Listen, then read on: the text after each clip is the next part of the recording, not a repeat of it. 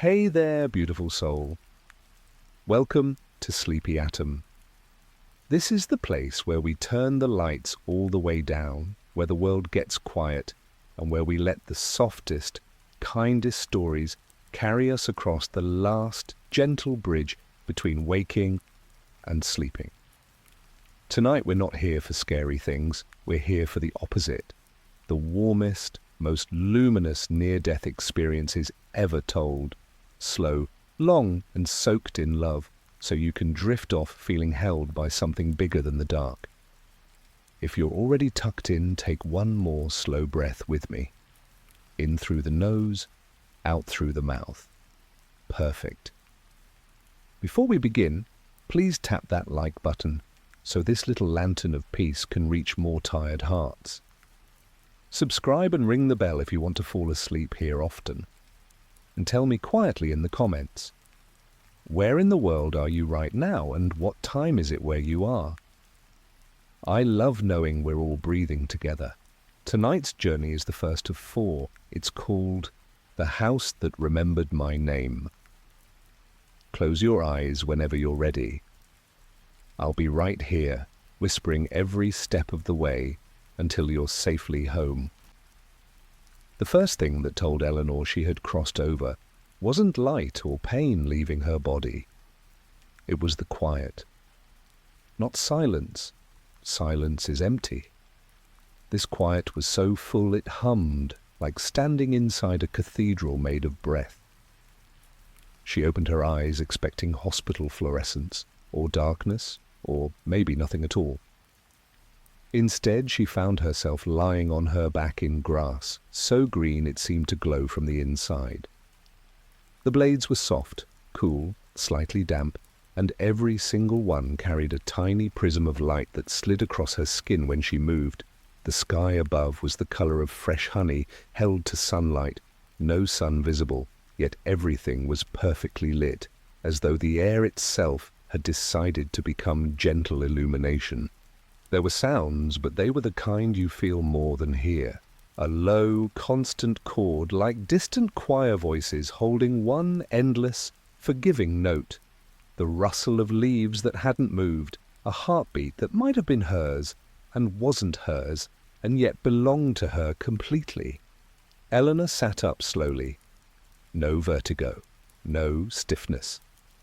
The chronic pain that had lived in her lower back for 23 years simply wasn't there anymore, as if someone had lifted an invisible rucksack she'd forgotten she was wearing. She looked at her hands. They were her hands, the faint liver spot, the wedding ring mark that had never quite faded even after Daniel passed, the small scar on her thumb from the summer she learned to can peaches, but the skin looked lit from within like parchment over candlelight. And the quiet kept singing. It was the sound a house makes when everyone you love is finally home and the kettle is just beginning to whistle and nobody has to leave again, ever. It was the sound of every argument ending in forgiveness before it began.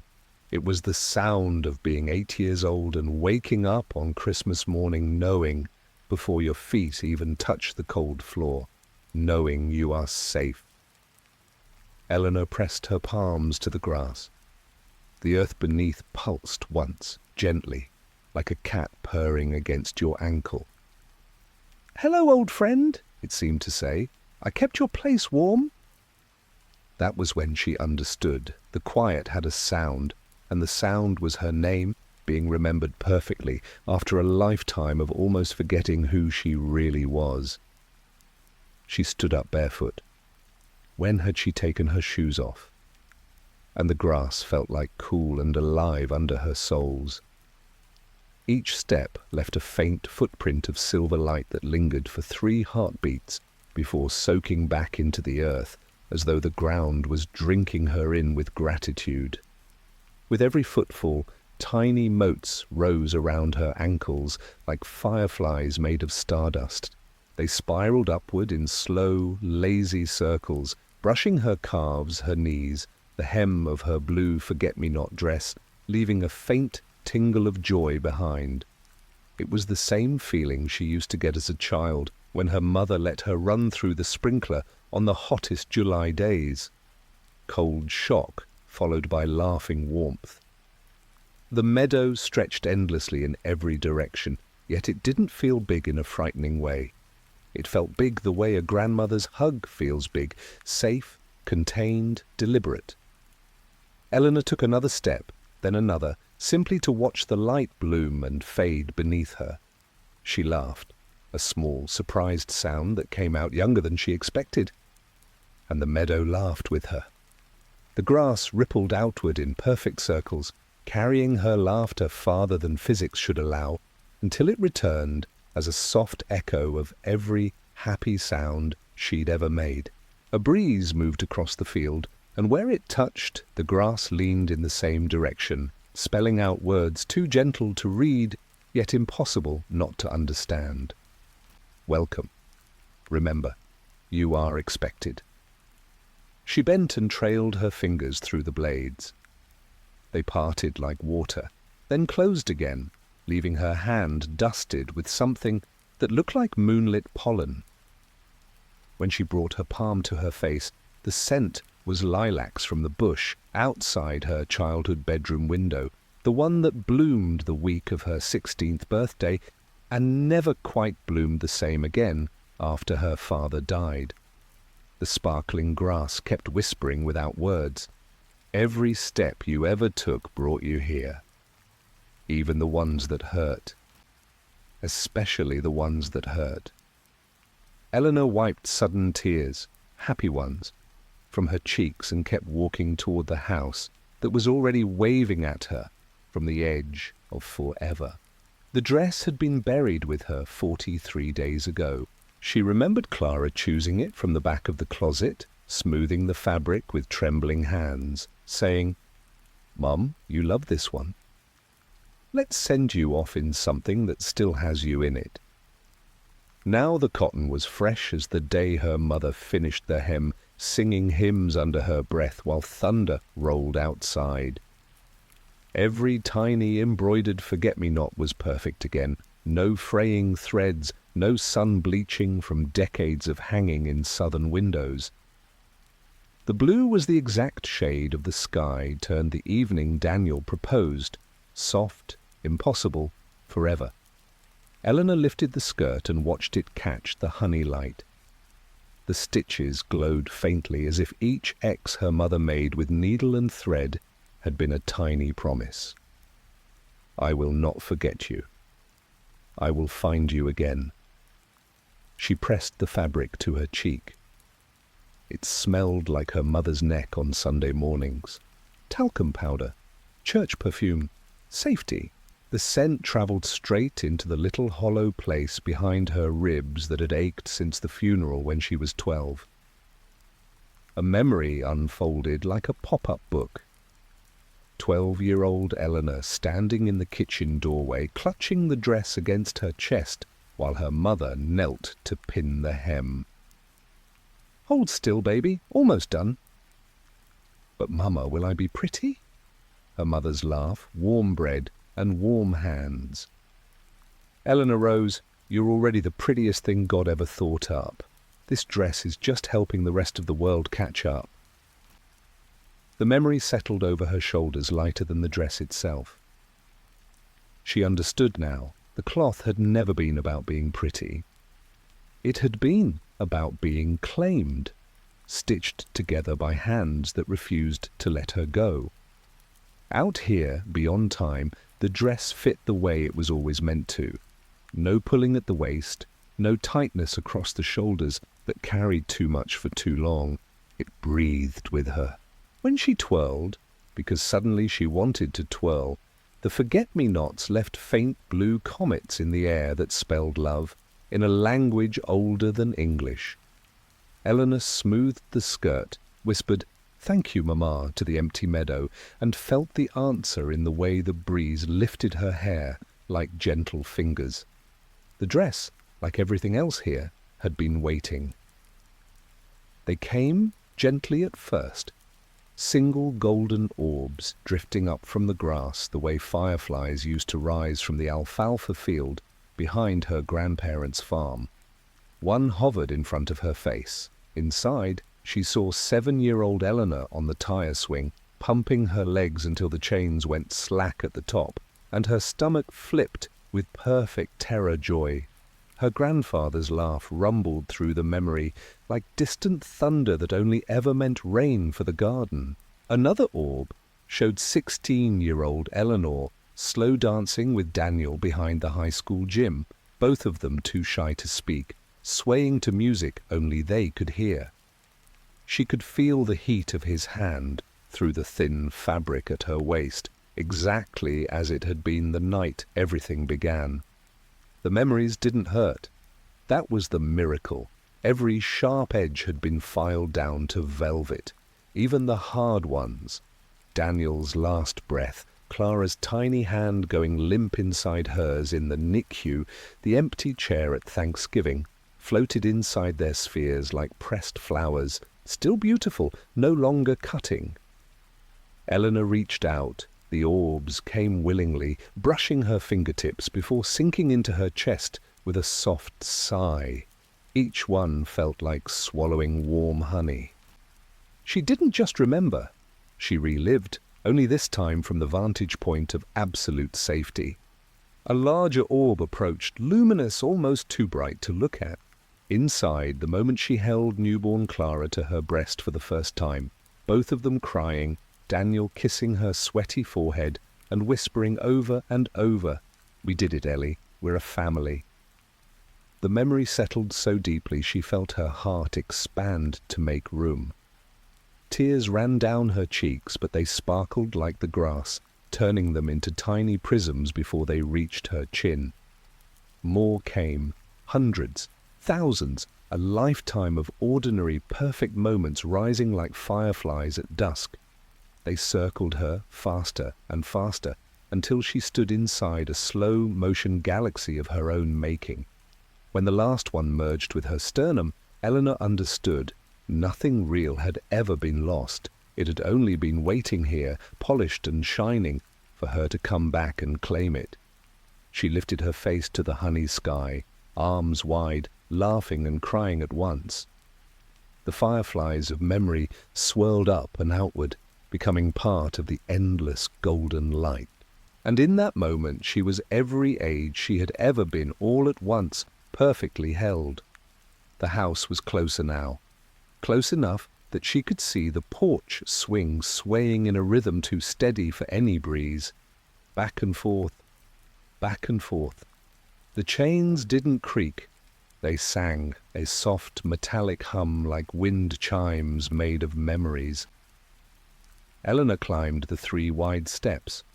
Each one felt familiar, as if her feet had known this wood for 100 years. The boards were warm, sun-soaked even though there was no sun, and they pulsed faintly beneath her soles like a giant, patient heartbeat saying, hurry home, but take your time. We've waited this long. We can wait 3 seconds more."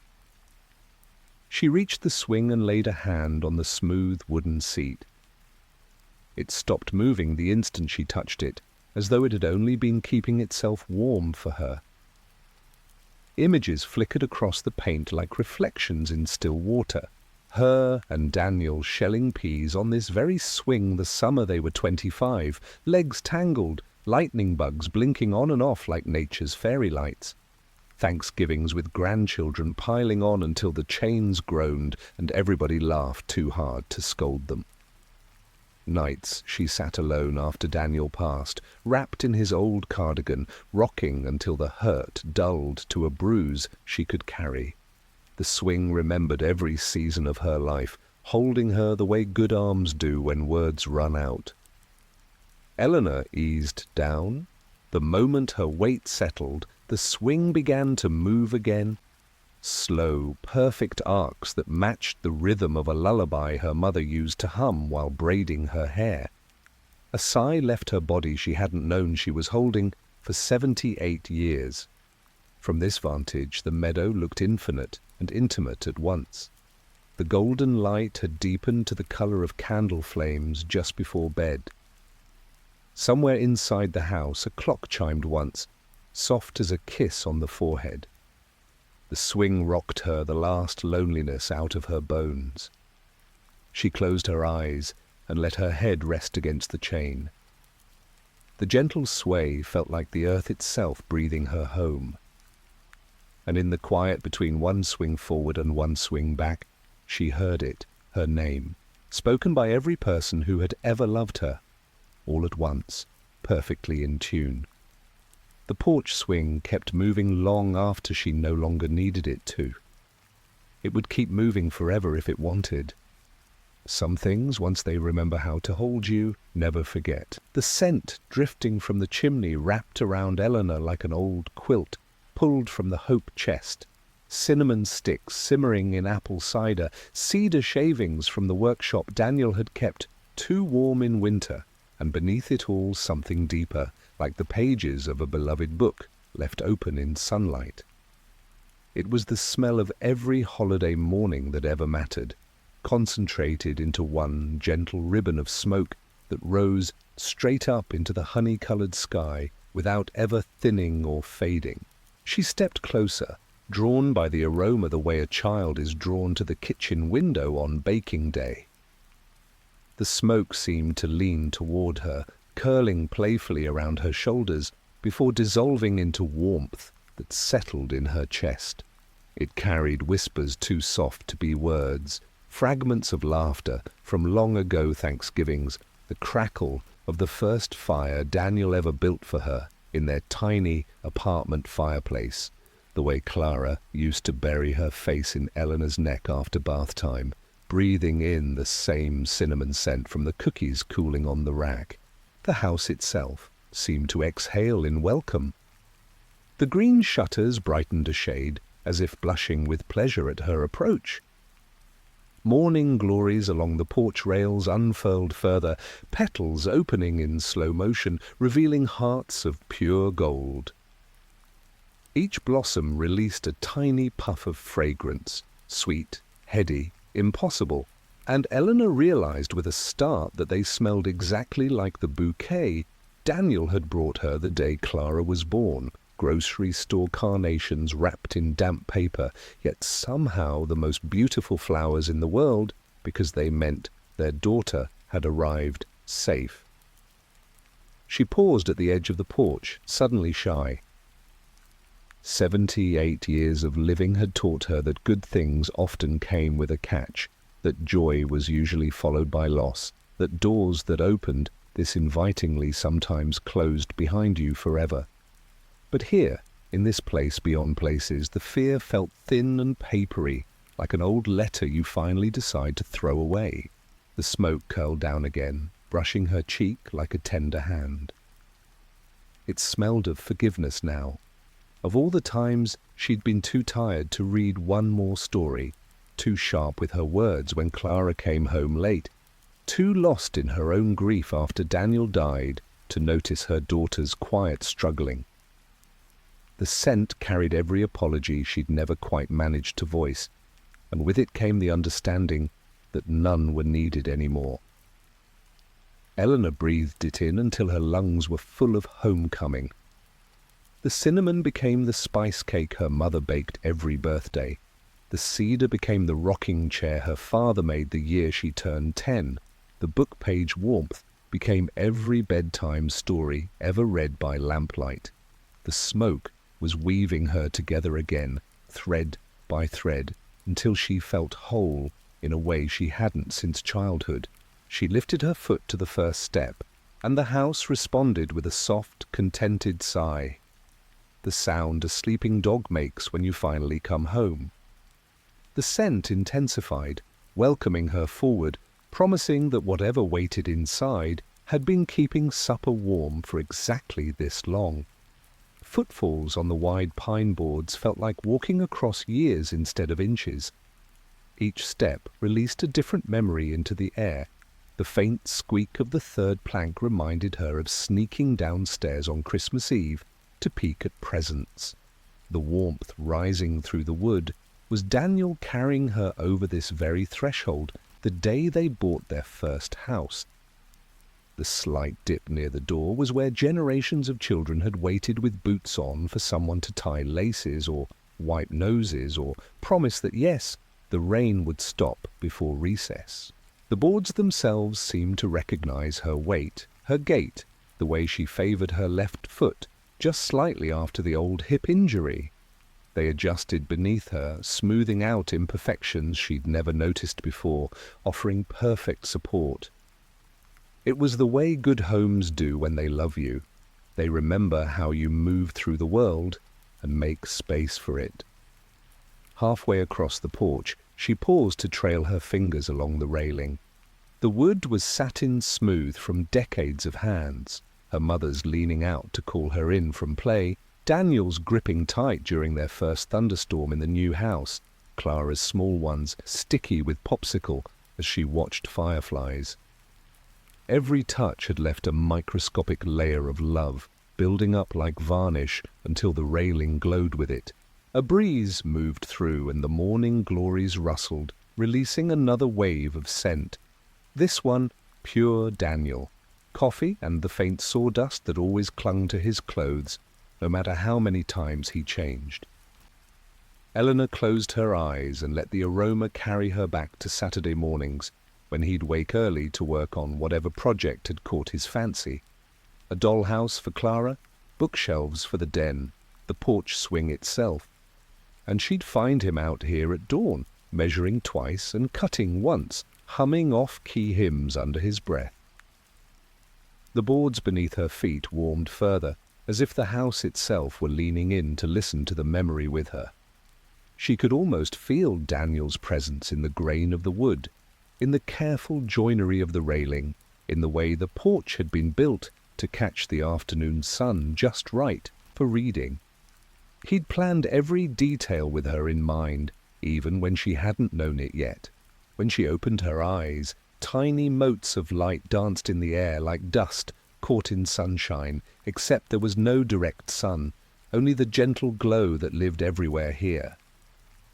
The motes settled on her skin, soaking in like lotion, leaving behind a faint shimmer.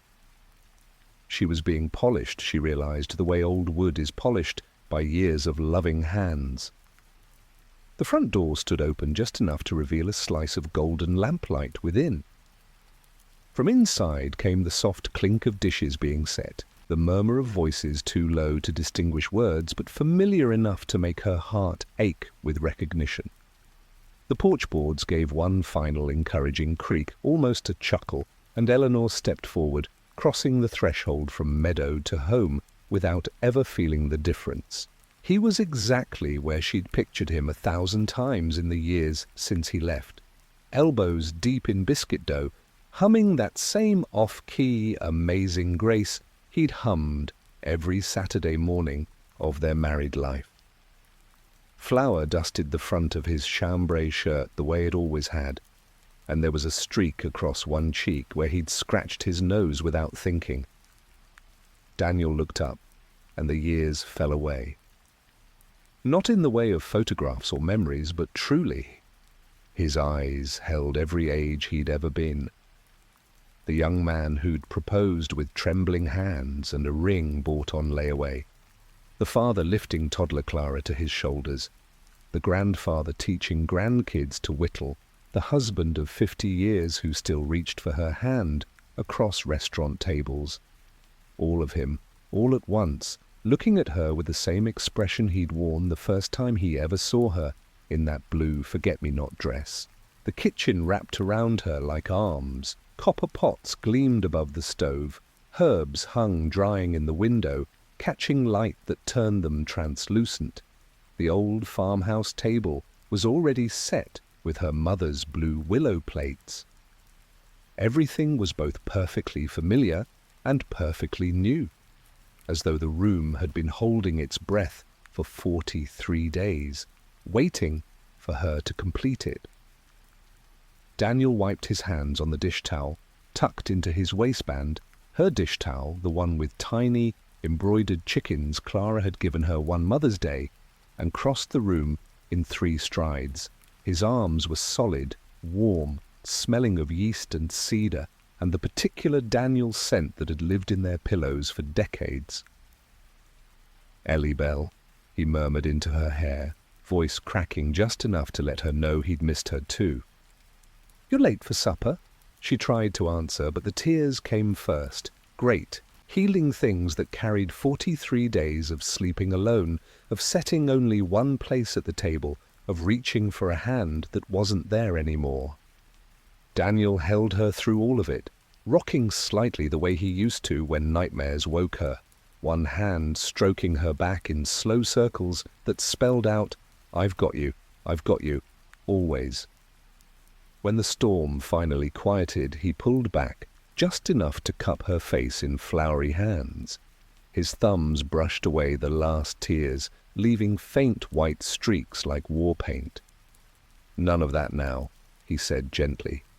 "We've got biscuits in the oven and Clara's been driving me crazy asking when you'd get here."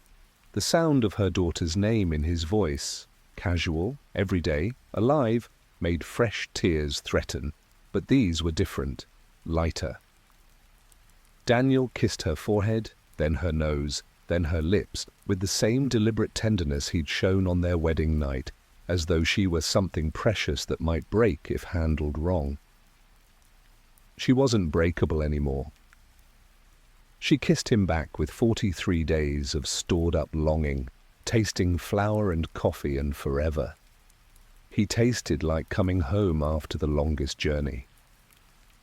When they finally parted, both breathing harder than the gentle kiss warranted, Daniel rested his forehead against hers. "I kept the place warm," he whispered. "Figured you might be cold after. Eleanor laughed through the last of her tears. "I wasn't cold, I was waiting." "I know, love, me too." The hug that followed was different from any they'd shared in life. No hurry, no awareness of time slipping away, no need to pull back for chores or phone calls, or the 1,000 small interruptions that make up a mortal day.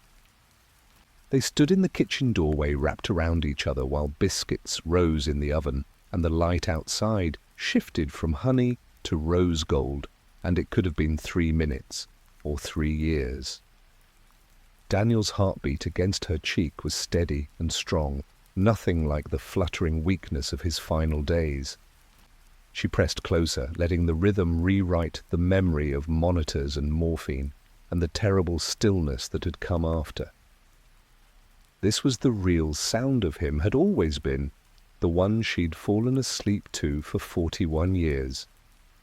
His hands moved slowly up her back, tracing her spine through the forget-me-not dress, as if relearning every vertebra. "You're beautiful," he murmured against her temple. "Always were, still are, more, somehow." Eleanor buried her face in his shoulder, breathing him in until her lungs were full of cedar and yeast and the faint trace of the aftershave he'd worn since 1978. The emptiness that had lived in her chest since the morning she found him gone simply dissolved. Like sugar in hot tea, like snow in spring. When they finally stepped apart, it was only enough to look at each other properly. Daniel's eyes, those blue eyes that had been clouded with pain at the end, were clear and bright and brimming with everything he hadn't had strength to say in those last weeks. "I love you. I'm proud of you. Thank you for letting me go." "I never really left." Eleanor reached up to touch the flower on his cheek, smudging it worse. "You're making a mess," she said, voice wobbly with joy. "Some things never change." He grinned, the crooked grin that had made her heart flip since she was 19, and stole one more quick kiss before turning back to the counter. "Now come help me finish these biscuits. Your mother's been after me all afternoon about getting them right, and you know how she gets when the texture's off." The casual mention of her mother, alive, opinionated, waiting in the next room, made Eleanor's knees buckle slightly. Daniel caught her elbow, steadying her with the same easy strength he'd used to catch her when she tripped over garden hoses or dance steps or life itself. "One thing at a time, Ellie Bell," he said softly. "We've got forever now. No rush." The table was set for more than she could count at a glance. Blue willow plates marching down both sides, cloth napkins folded into the little fans her mother taught her when she was 10, water glasses catching the lamplight in rainbow flecks. In the centre stood a vase overflowing with lilies, her wedding lilies, impossible in December. Yet here they were, fragrant and perfect. Each place setting had something personal waiting. Daniel's favourite coffee mug at his spot, chipped from the time Clara dropped it at age 3. The salt shaker shaped like a chicken that had been her father's joke gift one Christmas. Clara's childhood fork with the bent tine she'd never let anyone throw away. The details were so specific, so loved, that Eleanor had to touch them to believe they were real. Daniel pulled out her chair, the one at the foot of the table that had always been hers, and she sat, running her fingers over the worn arms. How many meals had she presided over from this spot? How many birthday candles, homework sessions, tearful confessions, midnight snacks shared with teenagers who suddenly needed to talk? The wood remembered everyone. The biscuits came out golden and perfect, steam curling up in fragrant spirals. Daniel set the basket down and took his seat at the head, reaching automatically for her hand the way he had every night for 41 years. His fingers were warm, calloused in all the familiar places from years of building things, shelves, tree houses, dreams. Before he could speak, footsteps sounded in the hallway, quick, light, impatient.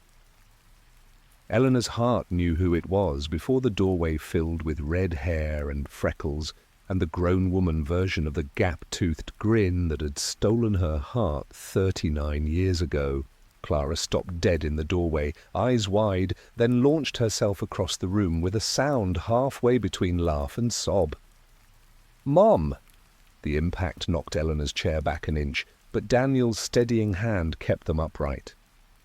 Clara smelled like baby powder and the lavender shampoo she'd used since college, and something new, something eternal. Her arms were strong around Eleanor's neck, her tears hot against Eleanor's collar. "You're here," Clara kept saying, as if saying it enough times would make it real. "You're really here." Eleanor held her daughter, her baby, her friend, her heart walking around outside her body for 39 years, and felt the last piece click into place. Clara's hair still curled exactly the same way at the ends, still smelled faintly of the chlorine from childhood swim lessons. Her shoulders shook with sobs that were pure release. Daniel watched them with shining eyes, one hand resting on Clara's back, completing the circle. "Told you she'd make it for supper," he said, voice rough. Clara pulled back, just enough to look at Eleanor, cupping her face in hands that were both child and woman at once. "I missed you so much, every day. I kept thinking there was more I should have said, more time we should have—" "Shh." Eleanor smoothed her daughter's hair the way she had when nightmares came. "We're here now, that's what matters." More footsteps in the hall, slower, heavier, accompanied by the familiar tap of a cane that wasn't needed anymore but carried out of habit. Eleanor's mother appeared in the doorway, apron tied smartly, eyes bright with tears she refused to let fall. "Well," she said, voice only trembling a little. "It's about time you showed up, Eleanor Rose. These biscuits are getting cold." The laugh that escaped Eleanor was half sob, half joy. She stood on shaky legs and crossed to her mother, folding into arms that were strong again, arms that had rocked her through fevers and heartbreaks and every growing pain. Her mother smelled exactly the same, talcum powder and vanilla, and the particular fierce love that had carried Eleanor through childhood.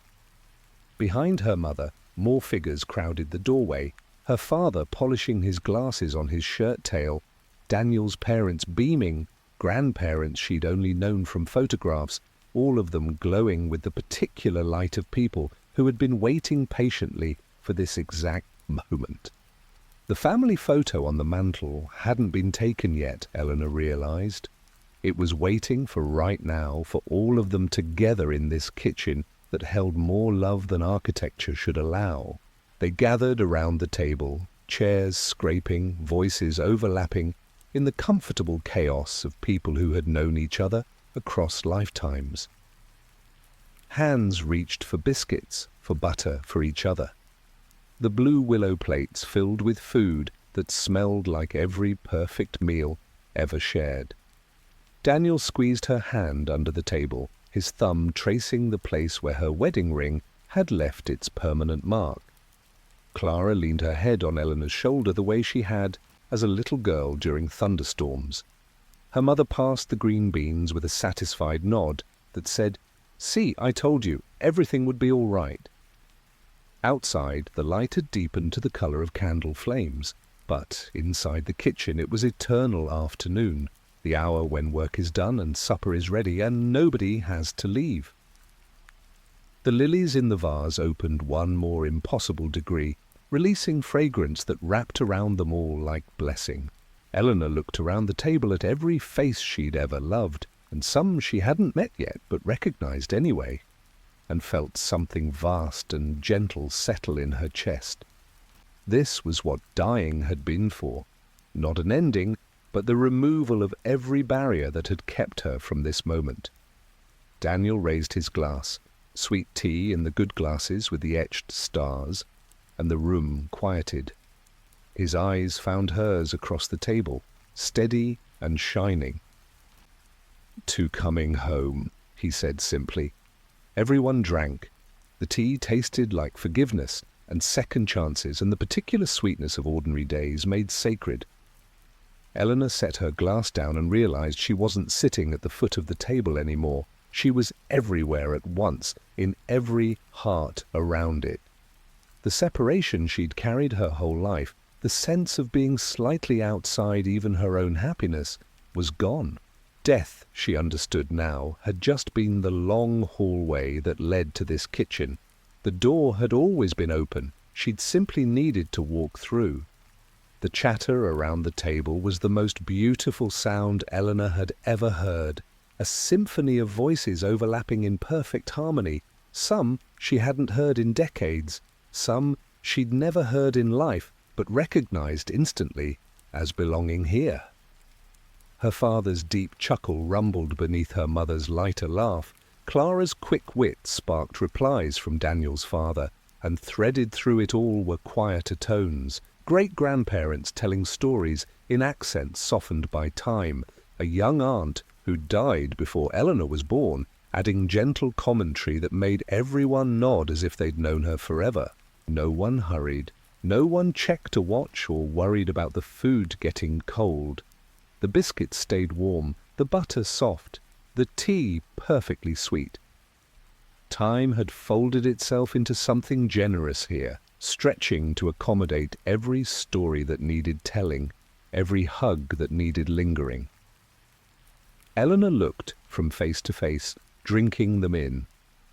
Her father's hands, those strong, work-roughened hands that had built her childhood swing set, gestured animatedly as he described the treehouse he'd apparently been perfecting since 1987.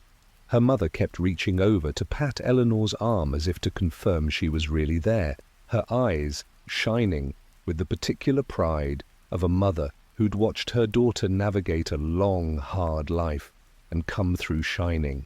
Clara sat on Eleanor's right, one hand resting lightly on her mother's knee, under the table the way she used to when she needed grounding during difficult conversations. Now it was Eleanor who needed grounding, her daughter's touch anchoring her to the reality that this wasn't a dream, that the separation was truly over. Clara's wedding ring caught the lamplight. Eleanor remembered the day her daughter had chosen it, how she'd worried it was too simple, how Eleanor had assured her that simple was perfect for love that planned to last. Daniel's mother, Nana Ruth, who'd taught Eleanor to make pie crust with vodka in the water, kept refilling her glass with sweet tea that never quite emptied. Each time their eyes met, Nana Ruth's twinkled with shared secrets. The time they'd hidden the burnt Thanksgiving turkey and served chicken instead. The letters they'd exchanged when Daniel was deployed in '78, the quiet understanding between two women who'd loved the same man fiercely and well. And then there were the ones she'd never met in body, but knew in soul. Her brother Thomas, who'd lived only 6 hours after birth, sat across from her looking exactly like the photographs, but with Daniel's eyes, mischievous and kind. He kept making faces at Clara that made her laugh until tea came out her nose, the way an uncle teases a favorite niece across decades that never happened.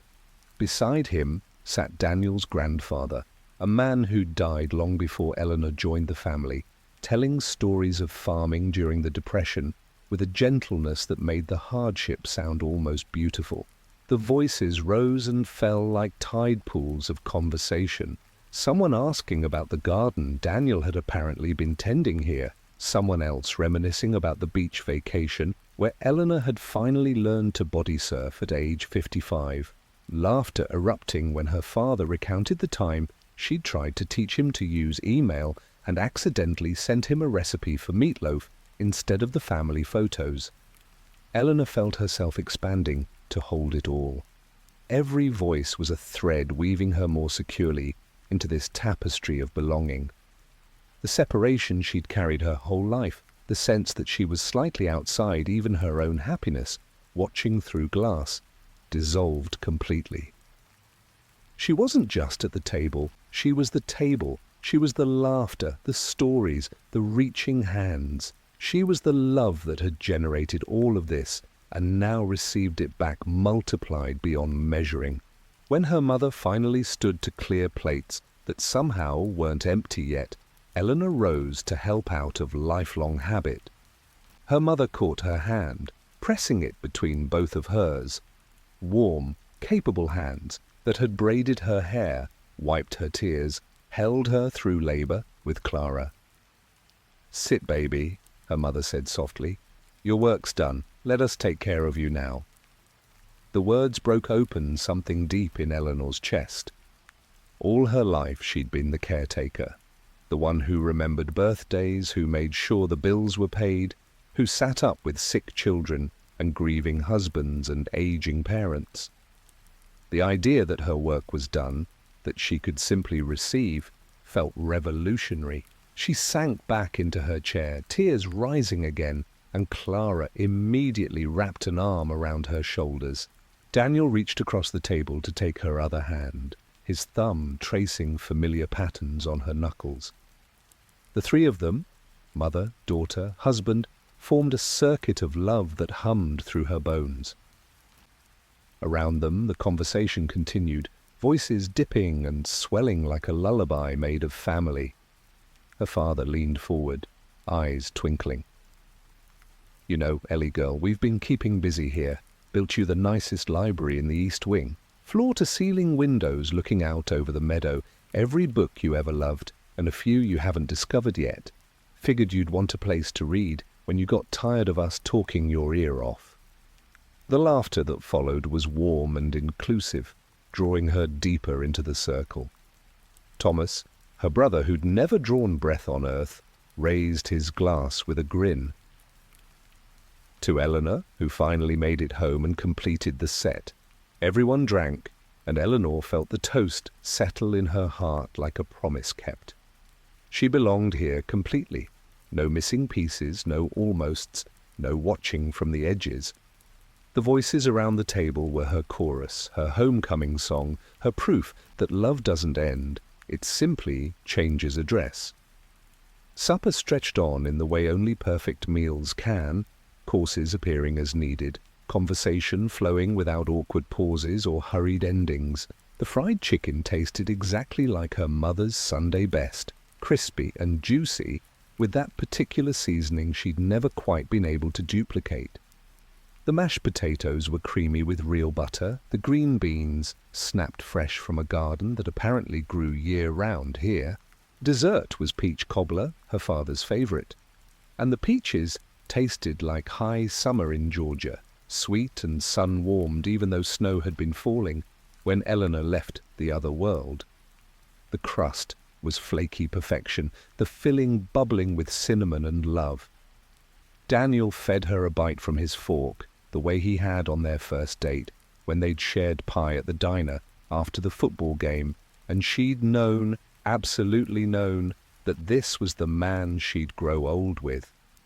Conversation turned to stories. Everyone had them, stretching back through generations. Her great-grandmother told of crossing the ocean as a girl, clutching a rag doll that apparently sat on a shelf in the parlor now, waiting for great-great-grandchildren who hadn't been born yet. Daniel's father recounted building his first house with his own hands, the pride in his voice making Eleanor understand where her husband's gift for making things had come from.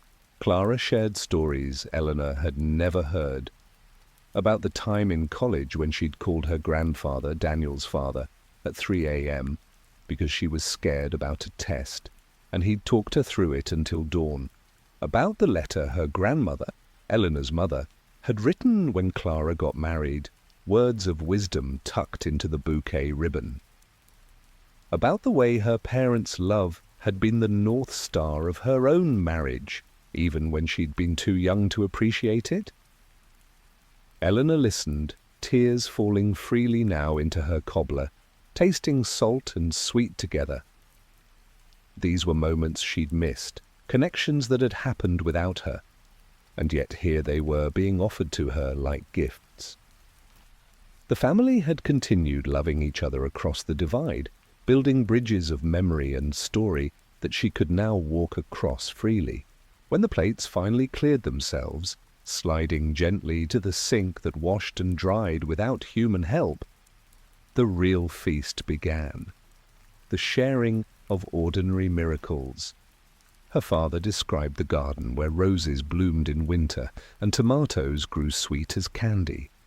Clara talked about the music room where instruments played themselves when you hummed a tune. Daniel's mother spoke of the porch swing that adjusted to exactly your preferred rocking speed, no matter who sat in it. And woven through all of it was the understanding that this gathering, this sharing, this love, was what everything had been leading to. Death wasn't an ending, but a doorway into the fullest expression of family. The separation had been temporary, a long inhale before the exhale of reunion. Eleanor looked around the table at all the faces, some familiar, some new, all beloved, and felt her heart expand beyond her chest, beyond the kitchen, beyond the house itself. She was held in a love so complete it had physical weight, like being wrapped in the warmest blanket on the coldest night. Only the warmth came from inside and would never cool. Daniel squeezed her hand again. "Ready for the tour?" he asked softly. She nodded, suddenly shy. The voices quieted respectfully as she stood, every eye on her gentle and welcoming. Her mother pressed one last kiss to her cheek, whispering, "We've kept everything just the way you like it." As Daniel led her toward the hallway, the family called out soft goodnights and see you soons, their voices following like a loving echo. The kitchen light dimmed to a cozy glow behind them, but ahead the house opened into corridors bathed in golden warmth. Eleanor paused at the threshold between kitchen and hall, looking back one more time. The table was already resetting itself for breakfast, fresh flowers appearing in the vase, coffee perking though it was evening. Her family waved, smiles luminous. She lifted her hand in farewell that wasn't farewell at all, and stepped into the hallway with Daniel's arm around her waist. Behind them, the voices rose again, in comfortable conversation. Ahead waited rooms full of wonders, tailored exactly to her heart. The long hallway of death had delivered her precisely where she was always meant to be. The hallway stretched longer than architecture should allow, lined with doors that hadn't been there in life, but felt as familiar as her own heartbeat. Daniel walked slowly, matching her pace, his arms steady around her waist, as if he understood that her legs might give out from sheer wonder. The first door opened onto the library her father had mentioned, 3 stories tall, with rolling ladders and windows looking out over meadows that shifted with her mood. Books lined the walls in rainbow order, but when she looked closer, she saw they were her books. Every novel that had made her cry happy tears, every poetry collection she'd memorized lines from, every children's book she'd read to Clara until the pages wore thin. There were new ones, too, books she'd meant to read but never found time for. Books written by family members she'd never known, had stories to tell.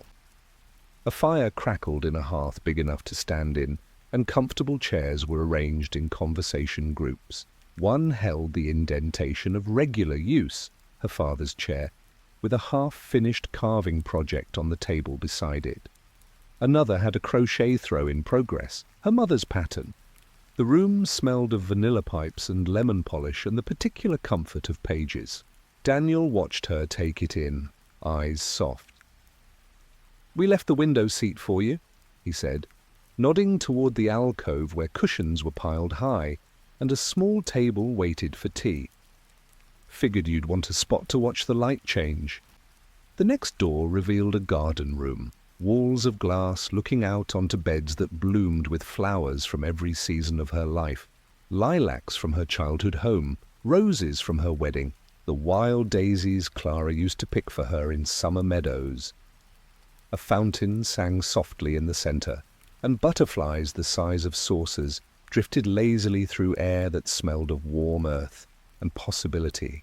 They moved on, a music room where instruments waited for hands that had forgotten how to play, a workshop filled with half-finished projects that now gleamed completed and perfect, a sunroom where cats she'd loved across decades curled sleeping in patches of light that never moved. Each room was both exactly right and more than she'd imagined, tailored by love to every secret wish of her heart. The final door opened onto their bedroom, the one from the first house they'd owned, the tiny one with the sloped ceiling and the window that looked out over maple trees. But here the bed was bigger, the quilts softer, the light golden and eternal. Daniel's glasses waited on the nightstand beside her reading glasses, both pairs unnecessary now, but cherished all the same. He led her to the window. Outside, the meadow stretched to a horizon that shimmered with distant figures, more family, more friends, more love, waiting patiently for their own homecomings. The porch swing below rocked gently, keeping its rhythm for anyone who needed holding. Eleanor turned to him, overwhelmed. "It's too much," she whispered. Daniel shook his head, drawing her close. "It's exactly enough. Everything you ever gave away in love, coming back to you. Every moment you made someone feel seen, safe, cherished. It's all here, built into the walls." She looked around again, seeing it differently now. The library wasn't just books, it was every story she'd ever shared. The garden was every kindness she'd planted. The bedroom was every night she'd offered comfort instead of turning away. The house had been constructed from her own love, reflected back perfectly. Daniel kissed her temple. "This is what forever looks like when you've spent a lifetime loving well." Eleanor leaned into him, feeling the truth settle deep in her bones. Death hadn't taken anything from her. It had removed every obstacle between her and the full expression of the love she'd always carried. The long hallway had been worth every step. Outside, the light shifted to the deep gold of perfect evening, the kind that promises tomorrow will be even better. Inside, the house settled around them like a sigh of contentment. They stood at the window a long time, arms around each other, watching the meadow breathe. When they finally turned toward the bed, unhurried, knowing there was time for everything now, the quilts turned down themselves in gentle invitation. Forever, Eleanor understood, began with one perfect night of being completely, undeniably home. The supper things had long since cleared themselves away, but the kitchen retained its warm glow as Eleanor and Daniel returned downstairs hand in hand. The family had migrated to the parlour, a room that hadn't existed in any of their earthly homes but felt as if it always had. Comfortable chairs and sofas were arranged around a fireplace where flames danced in colours she'd never seen on earth. Rose, violet, deepest indigo. Her mother sat crocheting something soft and blue, the hooks moving with the same rhythm they always had. Clara and Thomas were playing cards at a low table, laughing over a game whose rules seemed to change with every hand. Her father had his feet up, pipe sending vanilla-scented smoke curling toward the ceiling where it formed shapes, childhood pets, first cars, wedding days, before dissolving gently. When Eleanor appeared in the doorway, conversation paused in that affectionate way families do when the person they've been waiting for finally arrives. Chairs shifted to make space, and Daniel guided her to the exact spot that had clearly been saved for her, right in the centre, where the fire's warmth touched her perfectly. Clara patted the cushion beside her. "Come sit, Mum. Grandpa's been telling the most terrible jokes." Her father grinned around his pipe. "They're only terrible if you've heard them before, which, granted, some of you have, repeatedly." Laughter rippled through the room, and Eleanor sank down between her daughter and her husband, feeling herself held by more than furniture. The fire crackled contentedly, sending up sparks that became tiny stars before winking out. Someone passed her a mug of something that smelled of chocolate and peppermint and tasted like Christmas mornings when Clara still believed in Santa. The evening unfolded in perfect, unhurried layers. Stories were told and retold, each one growing richer with the telling. Her mother spoke of the day Eleanor was born, how she'd had colic for 3 months straight, but smiled like sunrise the first time her father held her. Daniel recounted their first apartment, how they'd eaten spaghetti off a board, balanced on cinder blocks because they couldn't afford a table yet, and how it had tasted better than any restaurant meals since. Clara shared memories Eleanor had never known, how her mother's hands had always smelled of lavender lotion and safety, how she'd fallen asleep to the sound of Eleanor singing hymns while doing dishes, how the fiercest love she'd ever known had been the quiet, steady kind that showed up every single day. Thomas told stories of the life he might have lived, adventures he'd had here instead, places he'd explored, jokes he'd perfected. His presence filled a space Eleanor hadn't known was empty until it was whole. The fire never burned low. The mugs never emptied. The love simply grew, circulating through the room like warm air, touching every heart equally. When someone cried, and they all did at different moments, it was with the sweetness of grief finally resolved, of separation ended, of every "I wish I'd said" transformed into present tense truth. Eventually, though time had lost all meaning, her father stood and stretched. "Well," he said, knocking out his pipe, "I've got an early morning. The fish are biting something fierce in the East Lake, and I promised Thomas I'd teach him my secret technique." Laughter followed as one by one the family rose, exchanging hugs and kisses and "see you in the mornings" that carried no weight of finality. Her mother pressed the half-finished blue crochet piece into Eleanor's hands. A baby blanket, she realized with a start, though no one here needed such things. "For whenever," her mother said, with a wink. Clara hugged her longest, arms tight around her mother's neck. "I love you, Mom. Every version of you. The one who's been waiting and the one who just got here." Daniel's good nights were quiet.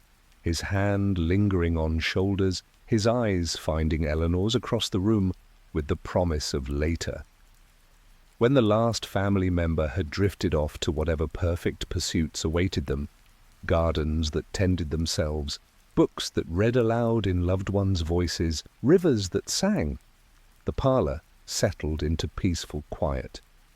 The fire dimmed to glowing embers that would never quite go out.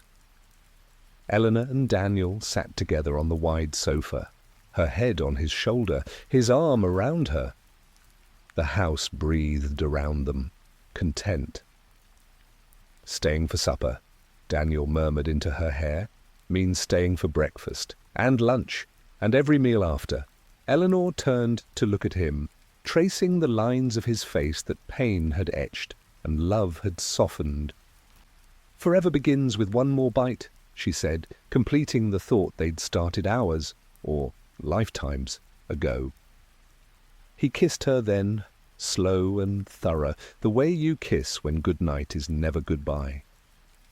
The embers flared gently, casting their shadows on the wall in perfect, intertwined silhouette. When they finally climbed the stairs to the bedroom that waited exactly as they'd left it in their hearts, the house dimmed its lights considerately. The porch swing kept rocking below, keeping time with something larger than clocks. Eleanor paused at the bedroom window one last time, looking out over the meadow where distant figures moved in gentle patterns, family yet to arrive, love still gathering. The golden light had deepened to the rich amber of perfect rest. Daniel came up behind her, arms wrapping around her waist, chin resting on her shoulder. "Ready for bed, Ellie Bell?" She leaned back into him, feeling every year of their shared life settle into this moment like puzzle pieces, finding their place. "I've been ready since the day I met you." The bed welcomed them with turned-down quilts and pillows that knew exactly how they liked to sleep. Outside, the meadow breathed in perfect rhythm with their own slowing hearts. Forever, Eleanor understood as she drifted off in Daniel's arms, wasn't a length of time. It was this complete circle of love, this house that had remembered her name and kept her place at table, this gentle staying for supper that would never end. The last thing she heard before sleep claimed her was the soft, contented sigh of the house itself, and the quiet, perfect knowledge that tomorrow, and every tomorrow after, would begin with coffee perking and voices calling her name, and the sweetest possible words, "Welcome home, stay as long as you like, we've been waiting." The night wrapped around the house like a soft quilt, the kind Eleanor's grandmother used to call a forever blanket, big enough to cover generations, warm enough to hold every dream. She lay in Daniel's arms under quilts that smelled of line-dried sunshine and lavender sachets, her head on his chest, listening to the steady heartbeat she'd missed for what felt like both an instant and an eternity. Sleep here wasn't the heavy fall into oblivion she'd known in life. It was gentler, like drifting downstream on a river made of memories. As her breathing slowed to match his, the room around them began to shift, not in shape, but in depth. The walls receded softly, revealing glimpses of other nights spent in this same bed. Their wedding night with moonlight striping the floor, the night Clara was conceived with laughter muffled against pillows, the nights toward the end when Daniel's breathing had been labored and she'd lain awake counting each one like rosary beads. None of those memories carried pain now. They floated past like lantern boats on calm water, glowing softly before gliding out of sight.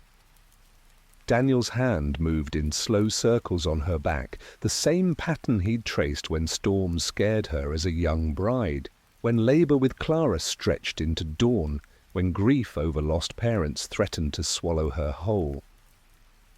"You're thinking loud," he murmured against her hair, voice warm with amusement. Eleanor smiled into his shirt. "Just realizing how much worry I carried.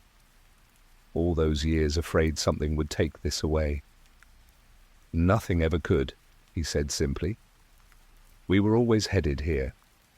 Every argument we patched up, every ordinary Tuesday, we chose kindness over being right. It was all building this place, brick by brick, biscuit by biscuit. She lifted her head to look at him. The lamplight, though there was no lamp, caught the silver at his temples that had appeared in his final years. The laugh lines she'd traced with wondering fingers the first time they deepened. Here, those lines told the whole story. A life well loved, well lived, well ended, only to begin again, fuller. Tell me something I never knew, she whispered. Daniel's eyes crinkled. You snored the first night we ever spent together? Not loud, just this tiny whistle on the exhale. I lay awake listening to it like it was the best music I'd ever heard. Knew right then I was done for. Eleanor laughed, the sound muffled against his chest as he pulled her closer. You never told me that. Some things a man keeps to himself until he's got forever to confess them. The room responded to their laughter. The ceiling rose higher, revealing rafters painted with faint constellations that shifted slowly, telling stories only they would understand. Orion made of the tools from Daniel's workshop. Cassiopeia shaped like the swing set he'd built Clara, the Big Dipper holding the exact curve of Eleanor's smile in profile. Outside the window the meadow had settled into deepest night, but it wasn't dark. A gentle luminescence rose from the grass itself, turning the world silver and blue. Fireflies, no, something brighter, danced in patterns that spelled out their names in cursive light before dissolving into new shapes, hearts, wedding rings, the outline of the little house they'd bought with everything they had in 1982. Eleanor watched it all with the wonder of a child, seeing Christmas lights for the first time. It's never really night here, is it? Not the kind that scares you, Daniel said. Just the kind that makes room for stars. He shifted to pull the quilt higher around her shoulders, tucking it the way he always had, and Eleanor felt the last lingering tension from her earthly body dissolve completely. The ache of arthritis, the weight of grief, the low-level hum of worry that had been her constant companion, all gone.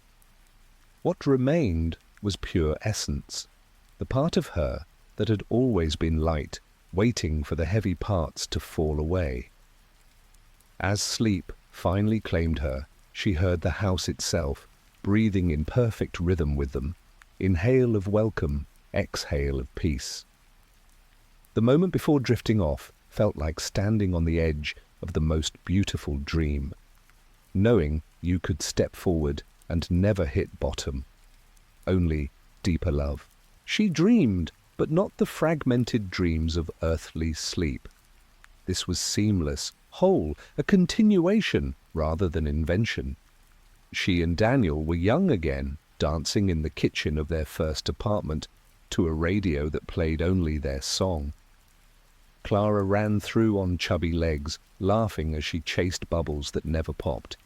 Her parents waved from the doorway, younger than she'd ever seen them, holding hands like teenagers. The scene shifted smoothly, picnics under trees that rained petals instead of leaves, evenings on the porch swing counting stars that spelled out, "I love you" in every language ever spoken. Through it all ran the golden thread of this truth. Nothing real had ever been lost. Every moment of love had been gathered here, polished and waiting. The pain had been the price of admission, necessary to make the joy this sharp and sweet. When Eleanor stirred hours or moments later, the quality of light had changed to the gentle grey that comes just before dawn, everywhere good. Daniel was already awake, watching her with the particular tenderness he'd saved for these in-between times when the world was quiet and theirs alone. "Morning, Ellibelle," he whispered, brushing a strand of hair from her face. The strands were brown again, threaded with the same auburn highlights she'd had at 30.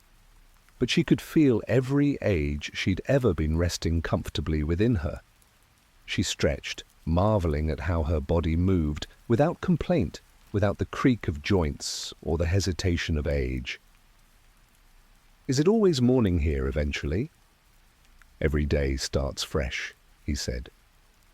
"No yesterday's mistakes to carry, no tomorrow's worries to anticipate. Just this." He rose and offered his hand. The bedroom had opened seamlessly into the hallway, which led directly to the kitchen where the smell of coffee and bacon already drifted, her father's Saturday breakfast special.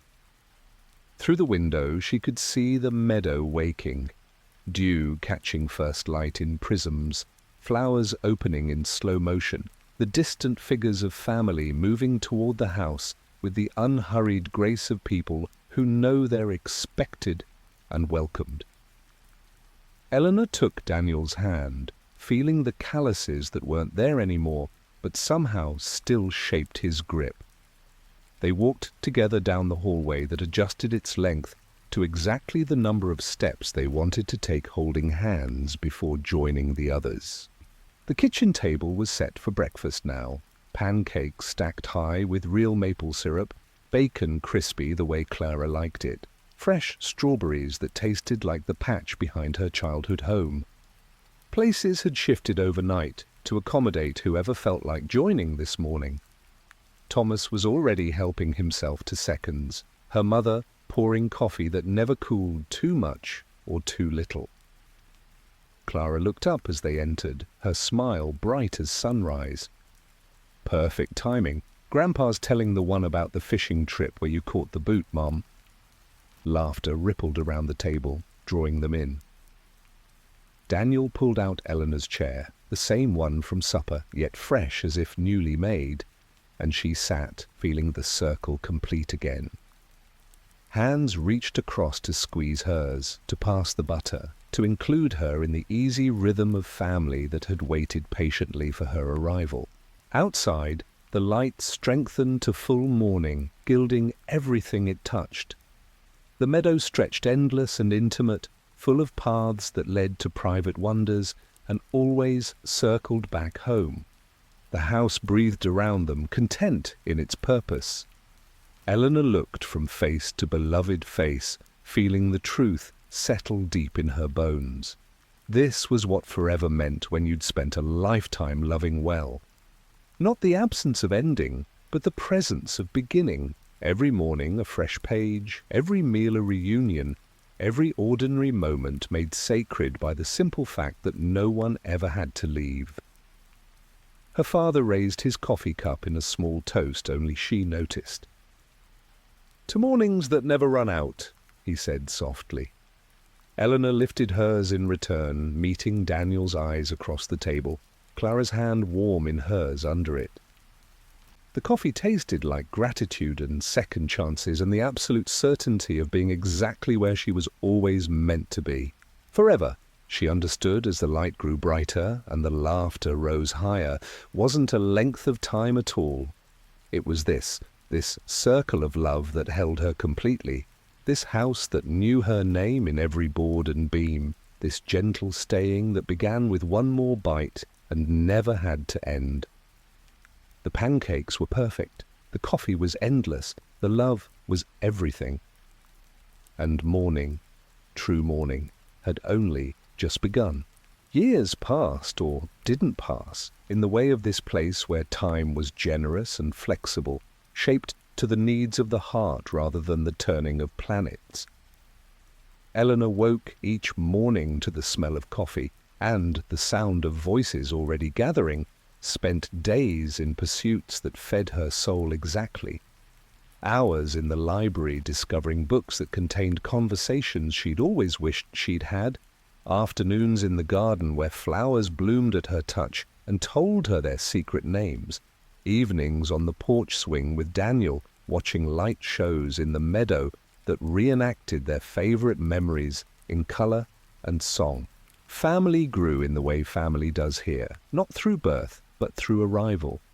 Old friends appeared at the door with sheepish grins and stories of how long they'd been looking forward to this. Distant cousins she'd only known through holiday letters showed up with photo albums that moved like films. Even pets returned. Pickles the collie thumping his tail on the porch boards, the tabby cat who'd lived to 20 curled in her lap, purring at frequencies that healed old sorrows.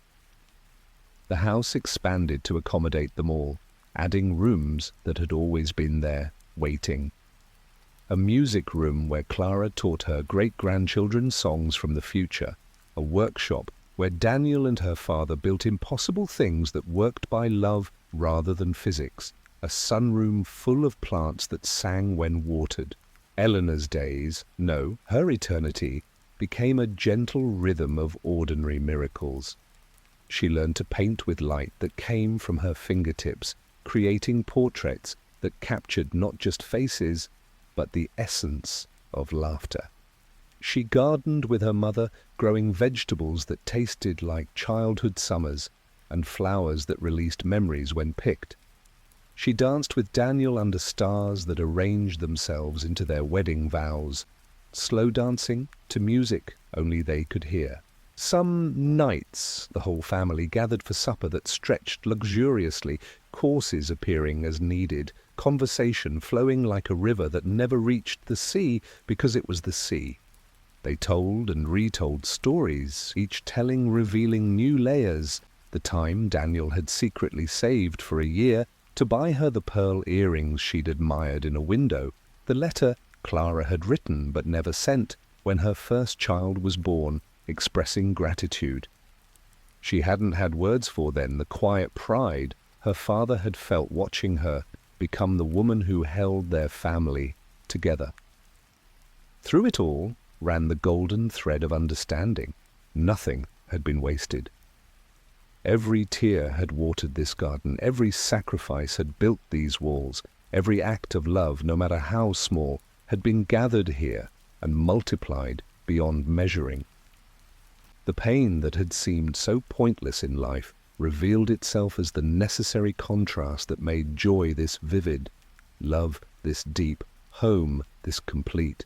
One evening, as the light deepened to the color of perfect contentment, Eleanor stood at the kitchen window watching new arrivals cross the meadow, figures she didn't yet recognize but already loved.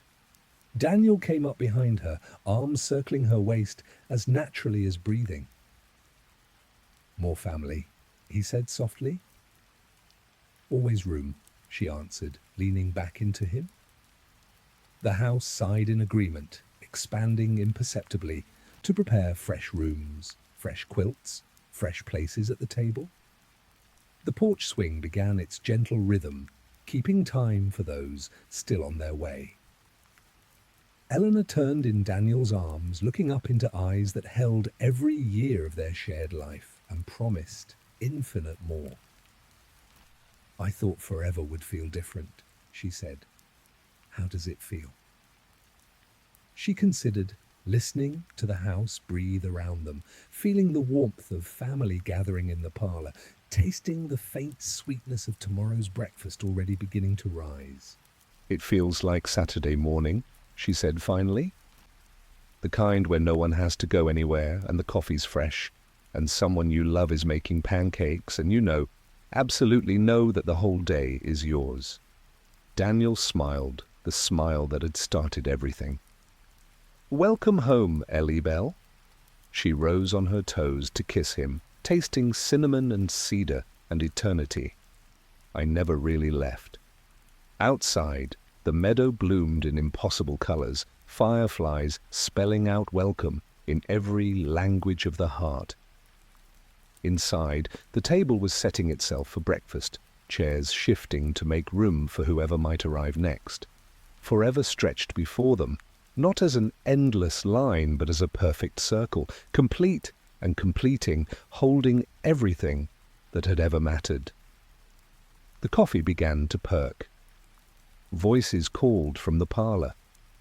The porch swing kept its gentle rhythm, and Eleanor, held, whole, and deeply at peace, stepped into the parlor to join her family, knowing that every morning would begin exactly like this, and that no one would ever have to say goodbye again. The pancakes, when they came, were perfect. The rhythm of this place settled into Eleanor's bones like a beloved song you realize you've known by heart all along. There were no clocks, yet mornings arrived precisely when the heart was ready for them. Coffee perking with that first aromatic sigh, light shifting to the exact golden hue that made everything feel possible. She would wake in Daniel's arms to the distant sound of laughter drifting up the stairs, the clatter of pans that needed no washing, the soft thud of barefoot feet running because joy demanded motion. Some days she spent in the garden with her mother and Clara, hands deep in soil that sang when touched. The earth here remembered every seed ever planted in love. Tomatoes tasted like the victory garden her father grew during lean years. Roses bloomed with the exact scent of the bouquet Daniel carried down the aisle on their wedding day. When they laughed, and they laughed often, the flowers opened wider, releasing motes of light that spelled out forgotten endearments in mid-air before dissolving into warmth that settled on their skin like blessing. Afternoons often found her in the library, curled in the window seat that overlooked meadows shifting with seasons she'd never seen on earth. Autumn leaves falling upward into spring skies, winter snowflakes melting into summer rain before they touched ground. Books here weren't static. They breathed. She could open the story of her life and find chapters she'd lived differently in memory. Conversations that ended in understanding rather than silence, apologies given freely, forgiveness received without hesitation. When she turned a page too quickly, words lifted off like birds, circling her head with gentle reminders. You did your best. You were loved beyond measure. It was enough. Evenings belonged to the porch swing, where Daniel would find her with 2 glasses of sweet tea that never grew warm. They rocked in perfect synchrony, his thumb tracing lazy circles on her knee, the way he had during long hospital waits and quiet celebrations alike. The meadow below performed for them, fireflies arranging themselves into constellations that told their story.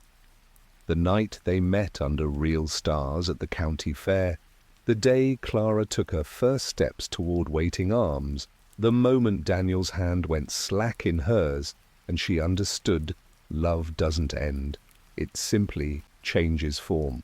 Family drifted in and out like tide, Thomas challenging her to games of checkers that lasted days and always ended in laughter rather than victory.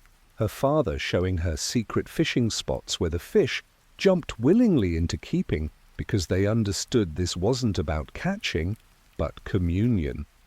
Clara brought her own children sometimes, grandbabies who'd arrived after Eleanor crossed over, small hands, sticky with whatever fruit was perfectly ripe that moment, eyes shining with the particular wonder of children who know they are eternally safe.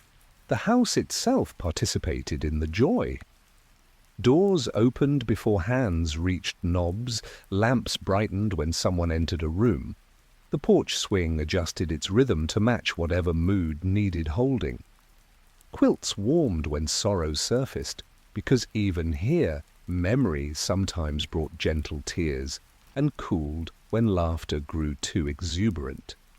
The kitchen produced exactly what was needed. Chicken soup when someone remembered earthly illness, peach cobbler when celebration called, warm milk with honey for the quiet nights when wonder felt too large to hold. Love here had texture and taste and sound.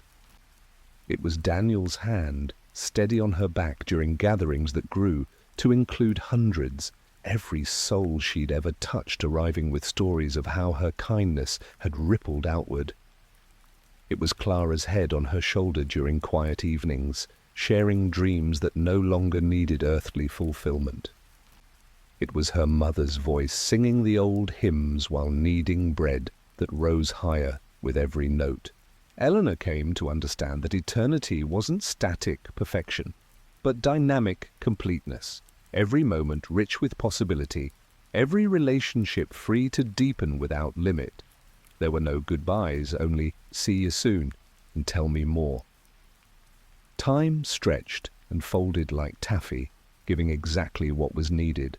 Long afternoons for conversations unfinished in life, quiet mornings for solitary wonder, evenings where hundreds gathered, yet no one felt lost in the crowd.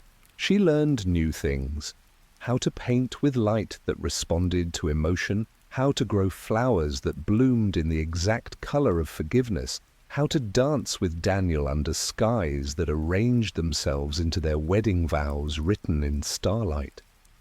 Old sorrows surfaced sometimes, but gently, like bubbles rising to be acknowledged and released. The house held space for them all. The grief of leaving Clara too soon, the regret of words unspoken, the ache of hands that had grown too arthritic to hold grandchildren properly. Each sorrow was met with understanding so complete it dissolved on contact. Forever, she discovered, felt remarkably like Saturday morning stretched across infinity, the sense that nothing urgent demanded doing, that love was the only task, that every person you'd ever cherished was either in the next room or on their way.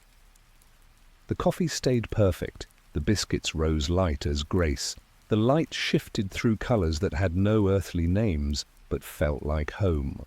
And through it all ran the deepest peace, the understanding that nothing real could ever be lost.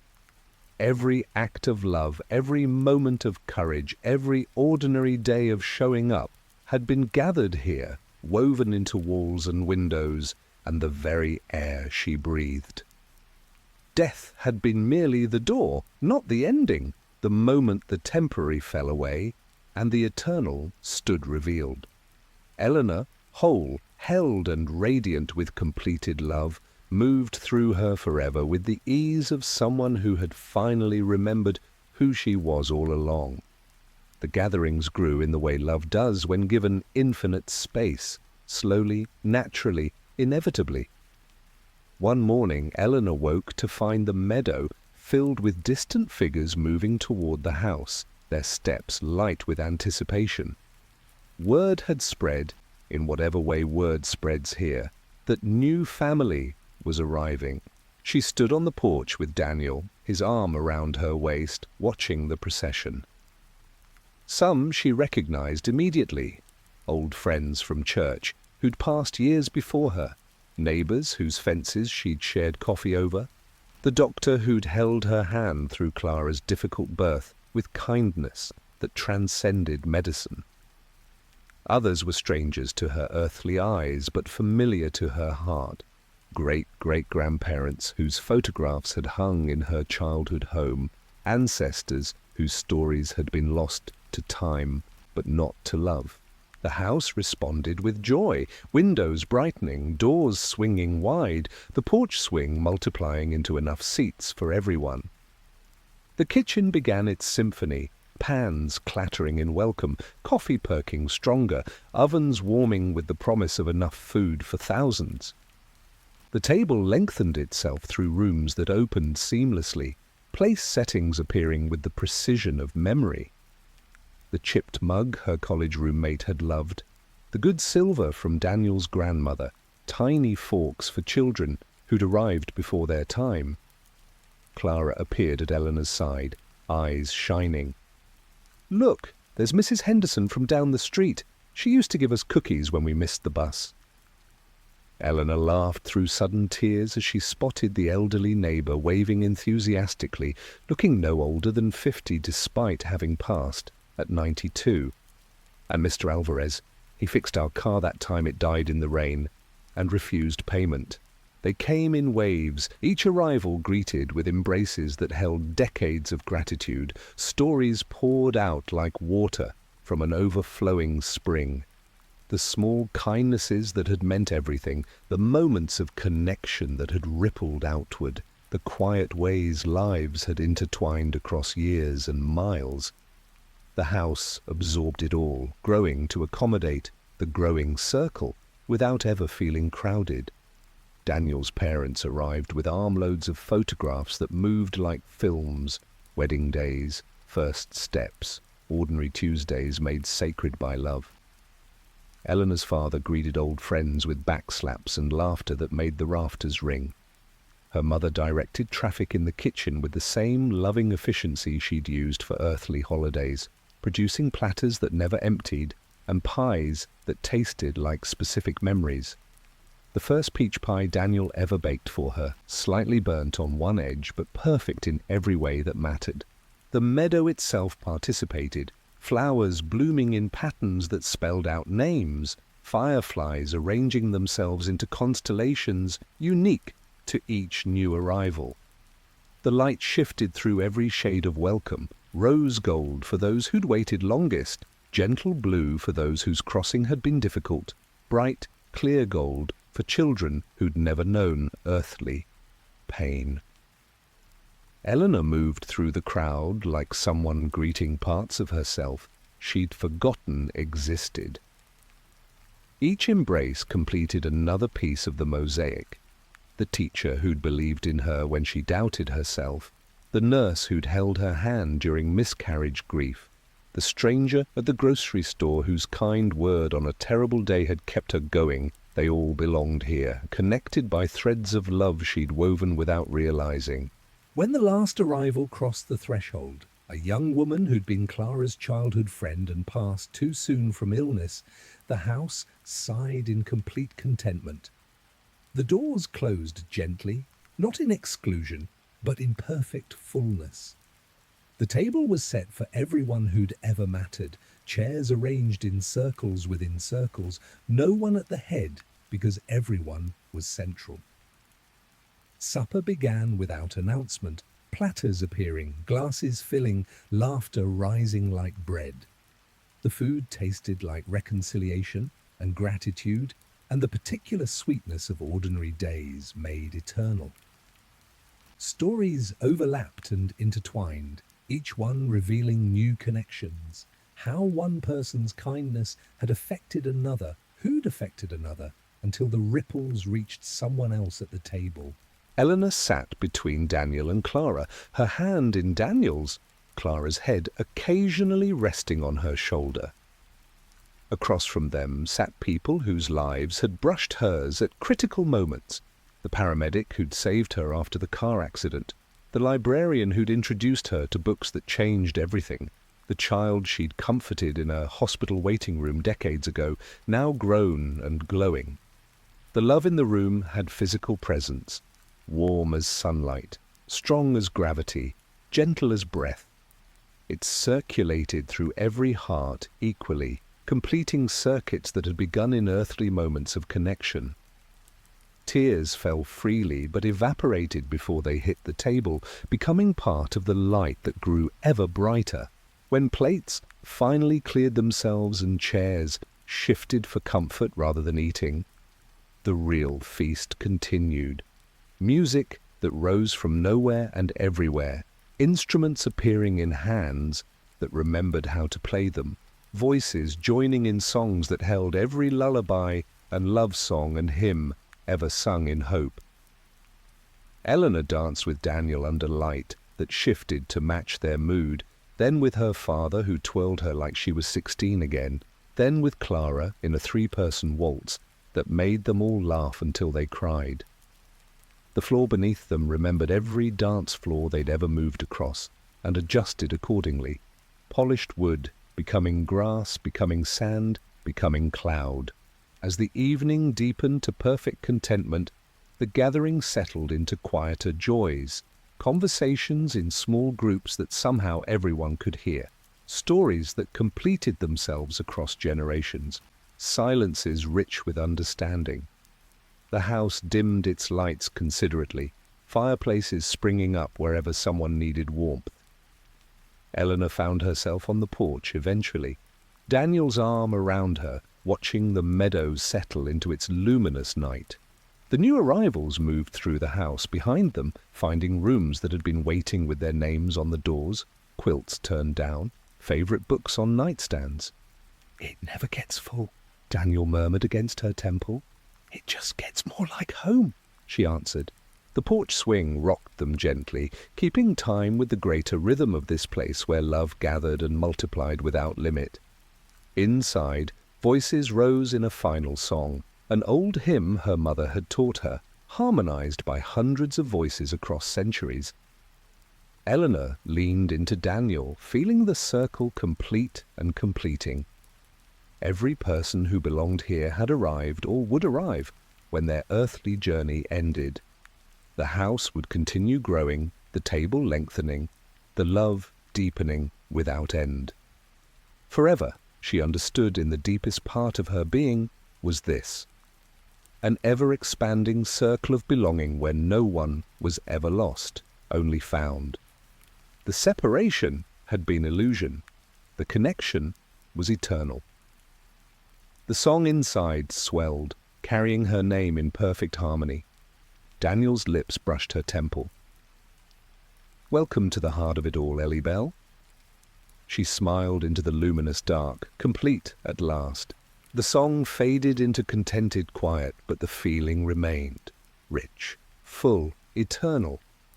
And the house, holding them all in perfect love, breathed in peaceful rhythm with 1,000 hearts that had finally, truly come home. The meadow beyond the house had its own seasons, though none followed earthly rules. Some mornings Eleanor woke to find it blanketed in snow that fell upward in slow motion, each flake carrying a memory of winter joys, building snowmen with Clara, Daniel's cold hands warming hers over mugs of cocoa, the quiet hush of the world under fresh powder. The snow never made anything cold, it simply added sparkle to the air and turned footsteps into trails of light that lasted until someone needed to walk that way again. Spring arrived when someone needed renewal, flowers pushing through soil that sang with growth, colors so vivid they had taste, rose that carried forgiveness, yellow bright as laughter, blue deep as understanding. Butterflies the size of dinner plates drifted lazily, wings painted with scenes from earthly gardens, tended with love. When they landed on your shoulder, they shared the particular joy of whoever had planted those long ago seeds. Summer brought warmth that never burned, light that shifted through every shade of golden, the honey of childhood afternoons lying in grass watching clouds, the amber of evenings on the porch with Daniel's hand in hers, the bright, clear gold of days when everything felt possible. Fruit hung heavy on trees that bore whatever was most needed, peaches that tasted like first kisses, apples crisp with new beginnings, berries that burst with the sweetness of ordinary days made sacred. Autumn came gently, leaves changing to colors that had no names but felt like nostalgia perfected. Red warm as embrace, orange rich as gratitude, gold pure as grace. They fell in slow spirals, each one carrying a memory of earthly autumns. Jumping in piles with Clara, walking hand in hand with Daniel through woods ablaze with color, the smell of wood smoke and promise. When they touched ground, they became part of the path that always led home. Through every season, the meadow responded to need. When someone arrived carrying earthly sorrow, it bloomed with flowers that released healing fragrance. When joy overflowed, it echoed with birdsong that harmonized with laughter. Children, those who'd crossed young or never crossed at all, ran through grass that grew exactly high enough for perfect games of hide and seek, emerging with crowns of daisies that never wilted. Eleanor walked these seasons with whoever needed company. Some days she wandered alone, letting the landscape shift to match her mood. Quiet paths lined with books that opened themselves to favorite passages, streams that sang the hymns her mother loved, clearings where light formed shapes of beloved pets waiting patiently. Other days found her guiding new arrivals, watching their faces transform as the meadow revealed itself as the sum of all love they'd ever given and received. One endless afternoon, she found Daniel waiting at the edge of a lake that hadn't been there before. Water clear as glass, reflecting skies that held every sunset they'd ever watched together. He held a picnic basket that smelled of fried chicken and deviled eggs, and the particular joy of ordinary days made special. They spread a quilt, her grandmother's pattern though larger, and ate slowly, talking about everything and nothing, the way they had in their first tiny apartment when the future stretched bright before them. Afterward, they lay watching clouds that arranged themselves into scenes from their life. Clara's first steps, their 25th anniversary dance, quiet mornings with coffee and newspapers, and feet touching under the table. When Eleanor traced Daniel's face with wondering fingers, the clouds shifted to show them as they were now, ageless, complete, radiant with shared eternity. The lake reflected it all perfectly, adding depth that made earthly memories feel like sketches of the fuller reality here. Fish jumped occasionally, leaving ripples that spelled out endearments in languages older than words. Dragonflies with wings of stained glass hovered, carrying messages from family members elsewhere in the ever-expanding house. Time in the meadow was whatever was needed, moments that stretched to accommodate deep conversations, hours that passed in heartbeats when joy demanded speed. Eleanor learned to shape it gently, slowing when someone needed to linger in a perfect moment, quickening when anticipation grew too sweet to contain. The greatest discovery was how the meadow connected everything. Paths that began at the house's back door led to private wonders. Clara's art studio, where paintings came alive, her father's workshop, where impossible things became real through love rather than physics, but always circled back home. No one was ever lost, only exploring. Seasons changed, not with calendars, but with the heart's weather. When someone arrived carrying winter grief, snow fell softly until understanding melted it into spring. When joy arrived in waves, summer held sway until contentment settled into autumn's gentle release. Through it all, the meadow whispered the same truth in rustling grass and birdsong and the particular scent of earth after rain. You were always headed here. Every step you took in love, every moment you chose kindness, every ordinary day you showed up, it was all leading to this completeness. Eleanor walked these endless seasons held by Daniel's hand or Clara's arm or her mother's gentle guidance, feeling herself expand to hold more love than she'd ever imagined possible. The separation that had defined earthly life was revealed as illusion, the thinnest veil between moments of connection. Forever in the meadow felt like childhood summers perfected, endless light for play, gentle dark for rest, seasons that served the heart rather than the clock. The house stood always in view, warm with welcome, tables set for whoever might arrive next. And Eleanor, rooted deep in love that grew wild and perfect, walked on, complete at last in the understanding that home wasn't a place you reached, but a state you finally remembered you'd never left. The coffee, when she returned, was perfect. The circle was complete, and the meadow bloomed on, eternal and ever new. The grandest gatherings happened when the meadow itself seemed to call everyone together, light shifting to a particular rose gold that meant celebration, air carrying scents of every perfect meal ever shared. The house opened wide, walls becoming permeable, so inside and outside merged seamlessly. Tables lengthened across lawn and parlor alike, chairs appearing wherever someone needed sitting. These were the times when love made visible its full scope. Eleanor would stand at the edge of the gathering, Daniel's arm around her waist, watching souls she'd touched in ways she'd never known arrive with shining eyes and stories of how her kindness had changed everything. The woman whose flat tire she'd waited with in rain, the child she'd comforted in a hospital waiting room, the stranger she'd smiled at on a day when smiles were hard to find, they all came whole and radiant, adding their threads to the ever-growing tapestry. The food appeared as needed, but tasted of specific memories. Her mother's fried chicken that had sustained them through lean times, Daniel's slightly lopsided birthday cakes that always leaned but never fell, Clara's experimental recipes from college that somehow worked perfectly here. Wine flowed that tasted like forgiveness, water clear as truth, tea sweet with understanding.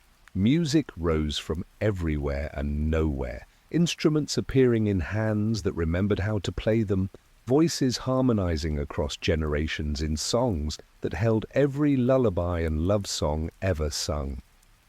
Eleanor danced with her father to the big band music of his youth, with Daniel to their wedding song slowed to perfection, with Clara to whatever new melody love was writing that day.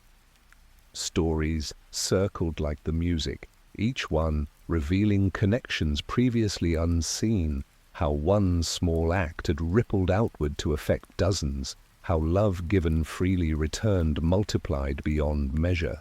Laughter rose in waves that made the meadow bloom brighter. Tears fell that became part of the light. Children ran through it all, those who'd crossed early or never crossed at all, trailing joy like comet tails. They organized games that everyone played regardless of age, tag where no one was ever it for long, hide and seek where discovery always meant embrace. The grass cushioned every fall, the air carried every laugh back to its source, amplified. When the celebration reached its perfect peak, not ending but completing, the gathering shifted naturally to quieter joys. Groups formed and reformed, conversations deepening into the kind of truth-telling that only happens when separation is impossible. Eleanor found herself sitting with people whose lives had brushed hers at critical moments, learning how her presence had mattered in ways she'd never imagined. The house adjusted throughout, providing quiet corners for private reconciliations, wide spaces for shared wonder, beds that appeared when someone needed rest, though no one ever grew truly tired. The meadow itself participated, trees forming arbors for intimate talks, flowers releasing scents that triggered gentle memories, fireflies spelling out messages of love in mid-air. As the light shifted to deepest contentment, the great gathering settled into peaceful communion. Some drifted to private pursuits, reading in the library that now held infinite shelves, creating in studios where imagination became reality, exploring paths that led to personal wonders, and always back home. Others stayed in the great shared space, content in the simple presence of love made visible. Eleanor and Daniel walked the meadow's edge, hand in hand, watching light settle into the luminous dark that meant rest rather than ending. Behind them, voices rose in a final song, an old hymn that had followed their family through generations, harmonized perfectly by thousands. The house stood open and glowing, ready for whatever came next. New arrivals, new stories, new depths of love to explore. The table would reset itself for breakfast, chairs shifting to accommodate whoever woke hungry for connection. Eleanor paused at the porch steps, looking back over the meadow where distant figures still moved in gentle patterns, love gathering from everywhere, always. Daniel's arms came around her from behind, chin resting on her shoulder in the way that had meant, "I've got you for over 50 earthly years, and infinite ones here." "It never ends, does it?" she murmured. "It deepens," he answered. Like everything good, they stood together as the light completed its cycle, not dimming but transforming into the gentle glow that meant tomorrow would begin fresh and full of possibility. The porch swing rocked in invitation, the house breathed in contentment, the meadow held them all in perfect embrace. Inside, someone began perking coffee. Voices called soft good nights that carried no weight of separation. The circle held, complete, completing, eternal. Eleanor turned in Daniel's arms, rising on toes to kiss him with the ease of forever. Ready for bed? Ready for whatever comes next, he said against her lips. With you always. They climbed the stairs together, the house dimming lights considerately, quilts turning down in welcome. The meadow outside settled into its resting glow, fireflies spelling out blessings in languages of pure light. Forever, Eleanor understood as she drifted off in arms that would never let go, was this: love gathering without limit, deepening without end, holding everything that had ever mattered in perfect, ever-expanding completeness. The last thing she heard was the house's gentle sigh of contentment, and Daniel's voice murmuring against her hair the words that had welcomed her home and would welcome her every morning, forever. Sleep well, Ellie Bell. I'll be right here when you wake. And morning, perfect, fresh, full of infinite possibility, waited patiently to begin again. The coffee, when it came, would be perfect, the circle would hold, and love, vast, gentle, eternal, would carry them on. The deepest peace came not in grand moments, but in the quiet, ordinary ones that eternity allowed to stretch luxuriously.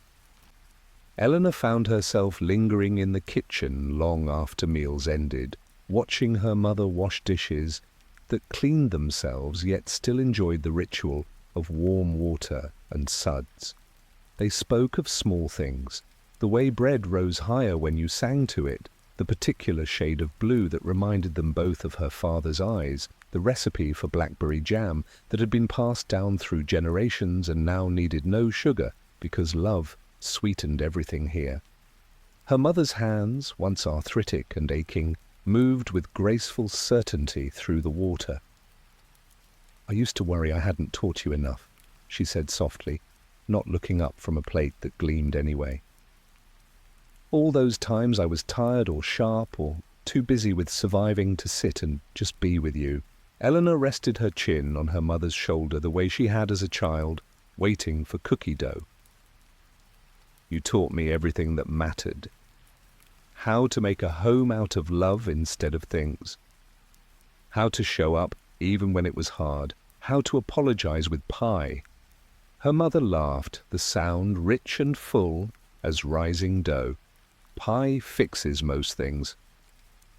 They stood in companionable silence while dishes dried themselves and returned to cupboards that knew exactly where everything belonged. Outside the window, the meadow shifted to late afternoon light, the exact quality that had slanted through their earthly kitchen windows on Sundays when pot roast simmered and homework was done and the world felt safe. Eleanor felt the years of separation dissolve completely in that moment. All the unspoken gratitudes, all the moments she'd wished she could go back and hug her mother tighter, all the ordinary days that had seemed too small to matter. They were here now, gathered into this quiet kitchen where time allowed everything to be said and heard and held. When her mother finally turned, drying hands that didn't need drying on a towel that had been embroidered with both their initials decades apart, her eyes were bright with the particular tenderness of mothers who've watched their children navigate hard things. "I'm proud of you, Eleanor Rose. Proud of the woman you became, the mother you were, the love you never stopped giving even when it hurt." The words settled in Eleanor's chest like warm stones. She had carried quiet doubts her whole life. Had she been enough, done enough, loved enough? And here was the answer, given freely in a kitchen that smelled of rising bread and eternal afternoon. She hugged her mother fiercely, feeling the strength that had carried them both through lean years and losses and ordinary miracles.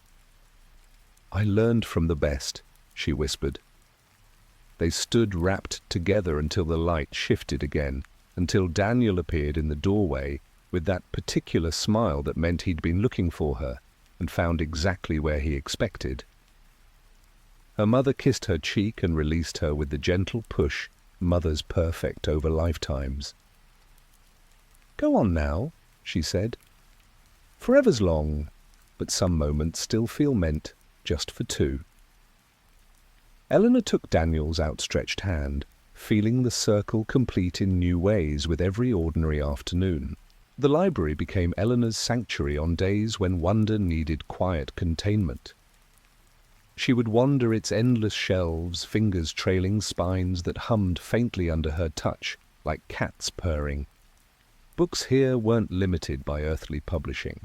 Every story ever imagined existed, including the ones family members had carried in their hearts, but never written down. One endless afternoon she found a volume bound in soft blue leather, her name embossed in gold that caught the light like meadow grass. Inside were letters she'd never sent. To her mother, after her first child was born, expressing gratitude, too large for words. To Daniel, during his final illness, saying everything she'd feared would sound like goodbye. To Clara, at various ages, apologizing for moments of impatience or distraction. But beneath each unsent letter, in handwriting that shifted to match the recipient's, were responses, words of understanding and love she'd never known were waiting.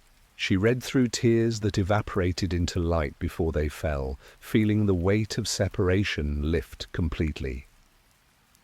The letters weren't regrets anymore, but completed conversations, circles closed with perfect grace. Another shelf held books written by people she'd loved from afar, ancestors whose lives had shaped hers in ways she'd never understood, the child she'd lost before Clara, whose brief presence had opened her heart wider.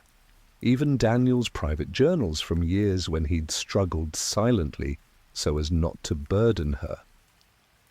Reading them felt like being let into sacred spaces, understanding depths of love she'd sensed but never fully grasped. The library responded to her mood, chairs appearing where she wanted to sit, light adjusting to perfect reading warmth, tea materializing in cups that matched moments, the chipped one from her college dorm for nostalgic reads, the good china for profound ones, a mug Daniel had made in pottery class, lopsided but cherished, for comfort. Sometimes others joined her. Clara would curl up with books of what-ifs, paths her life might have taken, versions where choices differed but love remained constant. Her father browsed volumes of woodworking plans that built themselves in miniature on the table, showing impossible joints held together by love rather than glue. Daniel preferred the poetry section, reading aloud in the voice that had first made her fall in love, deep, slightly gravelly, full of wonder at ordinary beauty. The greatest discovery was the blank books, volumes that filled themselves when you sat with them open. Eleanor would settle with one in her lap and watch words appear, moments she'd forgotten but mattered, the stranger whose day she'd brightened without realizing, the small choices that had rippled outward into goodness, the quiet ways her love had shaped the world. One day, a book appeared titled The Lives You Touched Without Knowing. She opened it to find stories written from others' perspectives. The nurse who'd gone home after a hard shift and treated her own patients more gently because of Eleanor's kindness during Daniel's illness. The young mother in the grocery store who'd seen Eleanor comfort Clara through a tantrum and felt less alone in her own struggles. The child who'd found courage because Eleanor had smiled and said, "You can do hard things during a school visit." Reading it felt like being wrapped in the cumulative warmth of every small light she'd ever offered. The separation between giver and receiver dissolved completely. She saw how love had moved through her into the world and back again, multiplied beyond measuring. When she closed the book, it dissolved gently into light that settled in her chest, adding to the glow that had grown since arrival. The library shelves adjusted, making space for new volumes yet to be written, the ongoing story of this eternal family, the arrivals still to come, the deepening of love that had no limit. Eleanor rose and walked to the window where the meadow stretched endless and intimate. Daniel found her there, arms circling her waist from behind, chin resting on her shoulder in perfect familiarity. "Find anything good?" he asked. Everything, she answered, turning in his arms. Absolutely everything. The library light shifted to evening gold, though no evening was coming. Some wonders simply deserved their own kind of light. Garden days were Clara's favourite, and Eleanor happily joined her daughter in the endless beds where soil remembered every seed ever planted in hope. They worked side by side in earth that sang under their hands, growing things that couldn't exist elsewhere. Roses whose petals held photographs of loved ones, vegetables that tasted like specific memories of abundance, herbs that released healing when bruised. Clara's hands, once small and sticky with juice, later strong from carrying her own children, now ageless and sure, moved with particular grace through the dirt. She had her grandmother's gift for knowing what needed tending, when to prune, and when to let grow wild. "Remember when you taught me to plant peas?" Clara asked, pressing seeds into soil that welcomed them like old friends. Eleanor laughed. "You ate more than you planted. They were sweet straight from the pod, still are." Clara held up a handful of soil that sparkled faintly. "Everything here grows sweeter because nothing's fighting to survive, just to become more itself." They planted a new bed together. Flowers that would bloom in colours representing moments they'd missed. The deep red of Clara's college graduation. Eleanor had been too ill to attend. The soft pink of her first grandchild's birth. The bright yellow of ordinary days when distance had kept them apart. As they worked, the flowers pushed up immediately, blooming in fast-forward grace that made them both cry and laugh at once. Clara's hair caught the light, the same auburn it had been at 7, at 17, at 37, shifting as she moved. "I used to worry I hadn't been enough for you," she said quietly. "That I'd asked too much, or given too little, or somehow failed at being the daughter you deserved." Eleanor sat back on her heels, hands covered in the rich earth that smelled of every good thing grown in love. "You were exactly what I needed. Every eye roll, every slammed door, every time you came back and let me hold you, you taught me how to love through every season. I wasn't perfect either, sweetheart, but we were perfect together." Clara's eyes, Daniel's eyes in her mother's face, filled with the particular shine of truths finally spoken aloud. She reached for Eleanor's dirt-covered hand, pressing it between her own. "I see that now. Here, everything's clear. The love was always bigger than the mistakes." They sat in the soil while flowers bloomed around them, releasing fragrance that wrapped them in specific memories. The hospital room where Clara was born, college move-in day with too many boxes and not enough space, the quiet evenings after her own children were born, when they talked on the phone about everything and nothing. The garden responded to their reconciliation, flowers opening wider, colours deepening, new buds forming on stems that had seemed complete. Butterflies arrived carrying messages from family members elsewhere in the great house, wings painted with scenes of shared garden days across generations.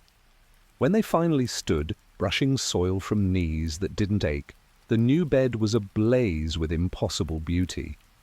Clara tucked a bloom behind Eleanor's ear, the exact shade of the dress she'd worn the day Clara learned to ride a bike, without training wheels. "We'll call this the forgiveness bed," Clara said. Eleanor touched the petals gently. "It'll bloom forever." "Like us," Clara answered, linking arms with her mother as they walked the winding path back to the house where supper smells were already beginning to drift. The garden released one final wave of fragrance, gratitude, pure and simple. Behind them, the flowers kept growing, reaching toward light that never faded, rooted deep in soil that remembered every act of love ever planted. The porch swing became the place where truths too large for rooms could be spoken gently. Eleanor and Daniel returned there often in the evenings when the light deepened to rose gold and the meadow settled into luminous quiet. The swing adjusted perfectly to their combined weight, rocking in the rhythm their bodies had learned over decades of shared silences and conversations. Some nights they spoke of earthly things, finally laid to rest, the regrets that had seemed so heavy, the argument never fully resolved, the anniversary forgotten in grief, the times love had been expressed clumsily but sincerely. Here, those moments revealed their true shape, necessary contrast that made the sweetness deeper, opportunities to choose love again and again. Other nights they sat in silence that needed no filling, Daniel's thumb tracing patterns on her knee while fireflies spelled out their history in light. The swing remembered every season, newlyweds poor but rich in hope, young parents exhausted but complete, older couple holding hands through illness, knowing each touch might be last, now eternal companions with all the time in creation. One endless evening, Clara joined them, curling up on Eleanor's other side like she had as a child during thunderstorms. The swing expanded without creaking, making space the way love does. They sat three abreast, watching the meadow perform its quiet miracles. Stars that arranged themselves into family portraits, gentle breezes carrying snippets of laughter from the great house. "I used to be afraid of this part," Clara said quietly. "Of what came after. Of losing you both." Eleanor wrapped an arm around her daughter's shoulders. "We were never lost, just waiting in the next room." Daniel reached across to take Clara's hand, completing the circle. "Love doesn't end, sweetheart. It changes neighborhoods." They sat in silence that held everything. The terror of earthly goodbyes, the shock of reunion, the slow deepening of understanding that separation had been the thinnest illusion. The swing rocked them through it all, steady as Daniel's heartbeat under Eleanor's ear. Clara spoke of her own children, how she'd mothered differently because of what she'd learned from Eleanor's example and her absences both. "I tried to be more present," she said. "To say the important things out loud. You taught me that even when you couldn't always do it yourself." Eleanor felt tears rise, not sorrow, but the sweetness of truths finally spoken freely. "You improved on the pattern. That's what children are for, to take the love they're given and make it bigger." The meadow responded with a gentle light show, scenes from Clara's life playing out in coloured fireflies, her wedding day with Eleanor's pearl earrings borrowed for luck, the birth of her first child with Eleanor's hand steady on her back through transition, quiet moments of grandmother and granddaughter that had happened after Eleanor crossed over but were no less real here. When the display faded, Clara rested her head on Eleanor's shoulder. "I'm not afraid any more," she whispered. This is what was waiting." All of us together with time to get it completely right. The swing rocked them through the deepening light, holding 3 generations in perfect balance. Daniel's hand found Eleanor's knee again, Clara's fingers intertwined with her mother's. The house behind them glowed with the quiet activity of family settling into eternal evening. Books closing gently, instruments being set down, voices softening into contentment. They stayed until the light shifted to the particular amber that meant rest was coming, though no one ever truly needed sleep. When they finally rose, the swing kept rocking gently behind them, keeping their place warm for whenever ordinary miracles needed holding. Inside, the great house breathed in perfect rhythm with their footsteps, up stairs that knew their weight, down hallways lined with doors that opened to whatever wonder was needed next. The circle held them all, past, present, future, dissolved into one eternal now. Eleanor paused at their bedroom door, looking back down the hallway, where light fell in patterns that spelled love in every language ever spoken by hearts. Daniel's arms came around her from behind, Clara's hug joined from the side. "Ready for tomorrow?" Daniel asked against her hair. "There is no tomorrow," Eleanor answered, smiling. "Only more of this." Clara laughed softly. "The best kind of forever." They parted with kisses that carried no weight of goodbye, each to their own perfect rest. The house dimmed its lights considerately. The meadow outside settled into luminous peace. The swing below kept its gentle rhythm for anyone who needed holding. Eleanor drifted off in Daniel's arms, feeling the deepest truth settle in her bones. Love, given freely across an earthly lifetime of ordinary days, had built this place brick by brick, moment by moment, biscuit by biscuit. Death had been the door, not the ending. The moment everything temporary fell away and the eternal stood revealed in perfect completeness. The last thing she felt before sleep claimed her was the house itself, breathing with them, content in its purpose. The circle was complete and completing, holding everything that had ever mattered in gentle, ever-expanding embrace. Morning waited patiently to begin again, fresh, full, and perfect as the first day of forever. And love, vast, gentle, eternal, carried them on. The completeness deepened in ways Eleanor hadn't imagined possible. She discovered rooms that appeared only when someone needed them. A quiet nursery, where mothers who'd lost children could hold their babies grown to every age they'd missed.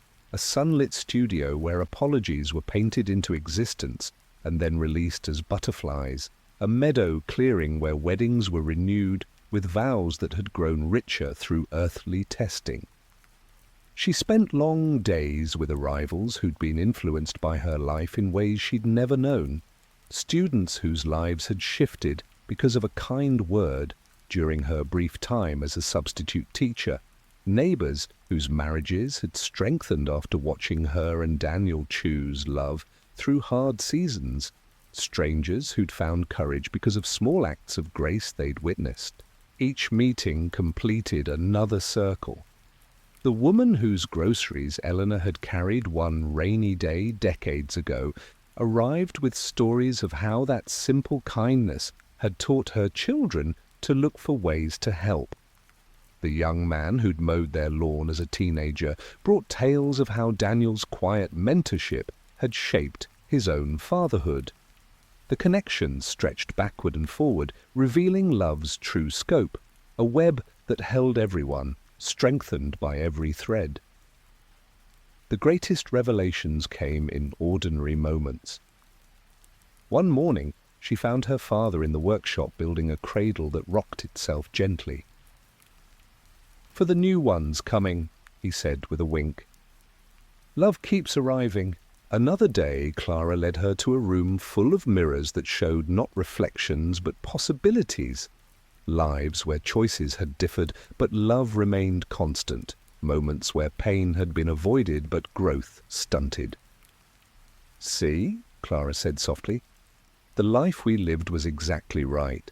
Hard sometimes, but perfect for becoming who we are here." Eleanor watched versions of herself navigate loss and joy, watching love win every time in different ways. The mirrors dissolved into light that settled warm in her chest, completing another layer of peace. The house continued growing, not larger, but deeper, adding dimensions that held more love without crowding. New wings appeared for pursuits discovered here, a theatre where family stories were performed with perfect recall, an observatory where stars told the histories of souls still journeying, a great hall where celebrations accommodated thousands, yet felt intimate.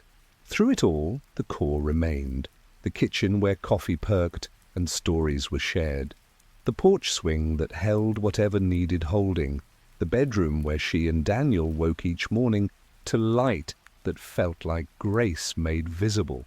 The deepest understanding came gradually. Eternity wasn't a destination, but a state of being fully present in love that had no opposite. Every earthly separation had been temporary illusion, every pain the necessary contrast that made this completeness possible. Love hadn't ended, it had expanded beyond all previous imagining. One luminous evening the entire family gathered on the great lawn as light shifted through colours that held every sunrise and sunset ever witnessed. They stood in perfect circle, thousands now, yet each face clear and cherished, hands linked across generations and lifetimes. No one spoke. Words weren't needed, the connection itself was the message. You were never alone. You were always heading here. Every act of love mattered beyond measuring. The light grew brighter until it filled every space between hearts, dissolving any lingering sense of separation. Eleanor felt herself expand to hold it all, every soul who belonged here, every moment of love ever given or received, every ordinary miracle that had built this place. When the light settled again, the circle remained, stronger, deeper, complete in new ways. The house glowed behind them, ready for whatever came next. The meadow stretched endless, blooming with flowers that released the fragrance of perfect gratitude. Eleanor looked at Daniel on one side, Clara on the other, her parents beyond them, Thomas grinning across the circle, every beloved face shining with the same understanding. This was home, not as a place, but as a state of being fully held in love that gathered without limit. The circle held them all, past, present, future dissolved into eternal now. Love breathed through them, perfect and perfecting. Forever, Eleanor understood in the deepest part of her being was this: complete belonging that deepened without end, love that included everything and excluded nothing, ordinary moments made eternal by the simple fact that no one ever had to leave. The light shifted to morning, coffee began to perk, the table set itself for breakfast, and the great circle of family, whole, held, and radiant with completed love, moved toward the house together, ready for whatever ordinary miracles eternity would bring next. The biscuits, when they came, were perfect. The coffee was endless, and love, vast, gentle, eternal, carried them on forever. The completeness revealed itself in layers like peeling an onion that yielded only sweetness. Eleanor discovered that love here had its own physics, expanding to fill every space without diminishing elsewhere, deepening with every shared moment, yet never reaching a limit. She would find Daniel in the workshop some mornings, watching him shape wood that responded to intention rather than tools. He'd be crafting something unnecessary but beautiful, a cradle for arrivals who no longer needed cradling, a box to hold letters never sent, a small boat that would sail on the lake of reflections. She'd watch his hands move with the same deliberate care they'd shown building Clara's dollhouse, repairing the porch step she'd tripped on every spring for 20 years, holding hers through hospital nights when hope felt thin. Here the wood sang under his touch, releasing scents of every project ever completed. Sawdust from the treehouse, varnish from bookshelves that held her favourite novels, the faint sweetness of the hope chest he'd made the year Clara was born. "You're making something for someone who doesn't need it," she'd say, settling onto the stool he'd shaped exactly for her height. Daniel would smile without looking up, the expression that had first stolen her heart in 1974. "Needs different here. Sometimes we make things just to remember how love feels in our hands." She'd join him then, sanding edges that were already perfect, fitting joints that clicked together like truths finally spoken. They'd work in silence that held everything, the years when money was tight and gifts were handmade, the quiet pride of providing, the deeper gift of presence that no store could sell. The finished pieces never cluttered, they simply existed where needed, appearing in rooms for new arrivals who'd always secretly wanted exactly that. The workshop smelled of cedar and possibility, tools hanging themselves when done, sawdust drifting into light that spelled out gratitude in mid-air. When they finished, Daniel would wipe his hands on a rag that never got dirty and pull her close, sawdust transferring to her dress like stars. "Feel that?" he'd ask, pressing her palm to the wood's warm grain. That's every ordinary day we chose to build something anyway. Eleanor would close her eyes and feel it all. The love that had shaped their life together, patient and persistent, turning rough moments smooth through years of gentle handling. The wood remembered everything. The arguments that ended in making up, the celebrations marked with new shelves for growing book collections, the quiet satisfaction of work done well for people who mattered more than perfection. They'd leave the workshop hand in hand, pieces completing themselves behind them, ready for whoever needed reminding that love takes time and shows in small, solid ways. The house would adjust, a new cradle appearing in the nursery where mothers rocked babies grown to every missed age, a box of letters finding its way to someone who'd carried unspoken words too long. Outside, the meadow would echo their mood, flowers blooming in patterns that matched the grain of whatever Daniel had shaped, light shifting to the warm amber of late afternoon work. Well done. Love here wasn't abstract. It had texture and weight and scent built into every board and beam by hands that had learned across a lifetime how to hold gently and build strongly. Eleanor walked away lighter, carrying the truth in her bones. Every act of creation, no matter how small, had been gathered here and made eternal. The ordinary had always been sacred. They'd just needed forever to see it clearly. The nursery appeared only when someone needed it, its door opening off whatever hallway felt right that day. Eleanor found herself drawn there often, guided by the particular hush that meant healing was happening. Inside, the room adjusted perfectly. Rocking chairs that moved themselves in comforting rhythms, cribs shaped for whatever age was missed, soft light that shifted to match the exact quality of earthly nurseries remembered with love. Mothers, and sometimes fathers, sat holding children who'd crossed early or never crossed at all, grown now to every stage they'd longed to witness. First smiles, first steps, first words, first heartbreaks. The children shifted fluidly, allowing parents to experience all the missed moments in whatever order healed best. No one hurried. Time stretched generously here, giving exactly what was needed. Eleanor would sit quietly in a corner chair that appeared just for her, watching the reunions with tears that fell upward into light. A young mother rocked an infant who moments later became a toddler, reaching chubby arms for her neck. Then a teenager sharing secrets whispered close. The child's form adjusted to the parent's deepest need, sometimes staying small for the cuddles never given, sometimes growing to offer the adult comfort only a grown child can provide. One afternoon, she recognized a woman who'd lived down the street on Earth, lost a son to illness at age 5, carried the grief quietly for decades. Here, the boy sat on his mother's lap, at every age simultaneously, the sturdy 5-year-old telling knock-knock jokes, the lanky teenager asking about girls, the grown man resting his head on her shoulder with the particular weight of sons who know they are cherished. The mother looked up, eyes bright with completed love. "He never blamed me," she said softly. "All those years I carried guilt for not doing more, and he was just waiting to tell me it was enough."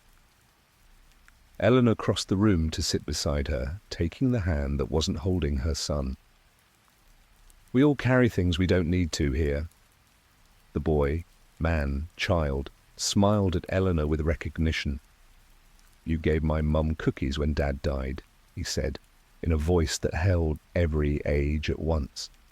"She still remembers how you didn't say anything, just sat with her." The simple truth of it broke open something gentle in Eleanor's chest. All the small kindnesses she'd offered without thinking, the quiet presences during others' grief, they'd mattered more than she'd known. The nursery held space for every unspoken gratitude, every moment of showing up when words failed. They sat together while the light shifted through colors of perfect comfort. The soft pink of newborn skin, the golden glow of childhood summers, the deeper amber of adult understanding.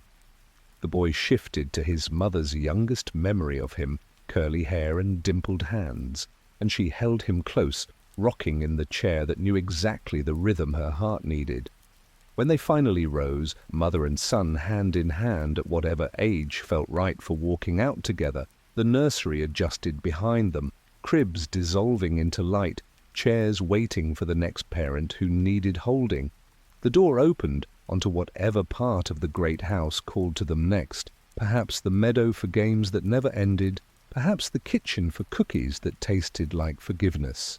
Eleanor lingered a moment longer, feeling the room's gentle gratitude for her presence. The nursery whispered truth in its quiet way. Every child ever lost was found, every parent's love completed, every separation revealed as temporary illusion. The ordinary miracles of earthly parenting, bandaging knees, reading stories, holding through nightmares, were gathered here and made eternal. She left lighter, carrying the understanding deeper into her bones. Love given to children, whether for moments or lifetimes, ripened here into perfect completeness. The nursery would always be ready, its door appearing wherever a parent needed, to hold what they'd thought was lost forever. The light outside had shifted to evening gold, though no evening came. Somewhere, coffee was perking for whoever needed its particular comfort next. The great gatherings became regular in their irregularity, happening precisely when love needed celebrating on a grand scale. The house and meadow merged seamlessly, boundaries dissolving so thousands could gather without crowding. Tables stretched across lawn and rooms alike, food appearing that tasted of specific shared memories. The spaghetti dinners of young marriage when money was tight but laughter plentiful, the holiday feasts that accommodated every dietary need, with joy, the quiet soups of sick days when presence mattered more than flavor. Music rose from everywhere, instruments appearing in hands that remembered how to play them, voices harmonizing across languages and generations. Eleanor danced through it all, first with Daniel to songs only they knew the words to, then with her father to big band tunes that made her feel 16 again, then with Clara and her grandchildren in circles that grew to include everyone who'd ever been family. The dancing never tired anyone. It healed. Couples who'd parted in anger found steps that brought them close again. Parents and children moved through patterns that dissolved old hurts. Friends reunited, spun laughing through memories made solid. The meadow floor adjusted perfectly. Soft grass for barefoot joy, polished wood for elegant turns, cloud-like give for those who wanted to float. Stories circled with the music, each one revealing new depths of connection. Eleanor learned how her quiet endurance through Daniel's illness had given courage to others facing similar journeys, how Clara's choice to mother differently because of both her strengths and mistakes had rippled outward into generations of gentler parenting, how small acts of kindness she'd barely registered had changed trajectories she'd never known about. The greatest revelation came in waves. Love wasn't linear. It moved backward and forward through time, touching lives before and after earthly meetings. The child she'd smiled at in a grocery store decades ago stood before her now as a grandfather, telling how that moment of seenness had shaped his own gentleness with his grandchildren. The nurse who'd cared for her mother in her final days arrived with stories of how Eleanor's gratitude had renewed her faith in the work. When the music finally settled into quieter songs, the gathering shifted to shared silence that held more than words could. Thousands sat or stood or lay on grass that cradled perfectly, watching light shift through colors that represented every earthly sky ever loved. dawn pink of new beginnings, noon gold of ordinary miracles, twilight purple of gentle endings that were only doors. No one led, no one needed to.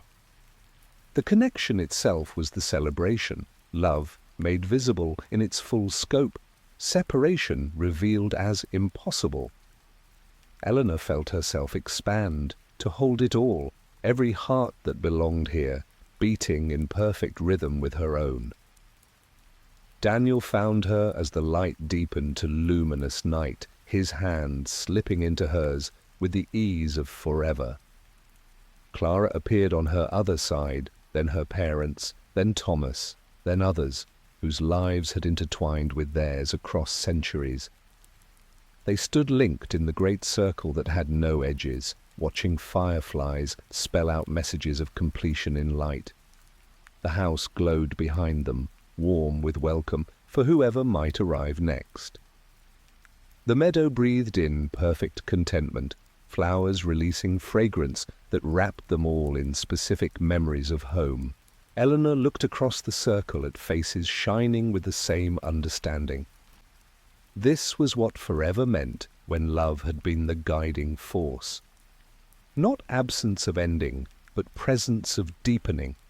Every moment rich with connection, every heart held in perfect belonging. When the light finally shifted toward morning, though no night had truly fallen, the gathering dissolved gently into private joys.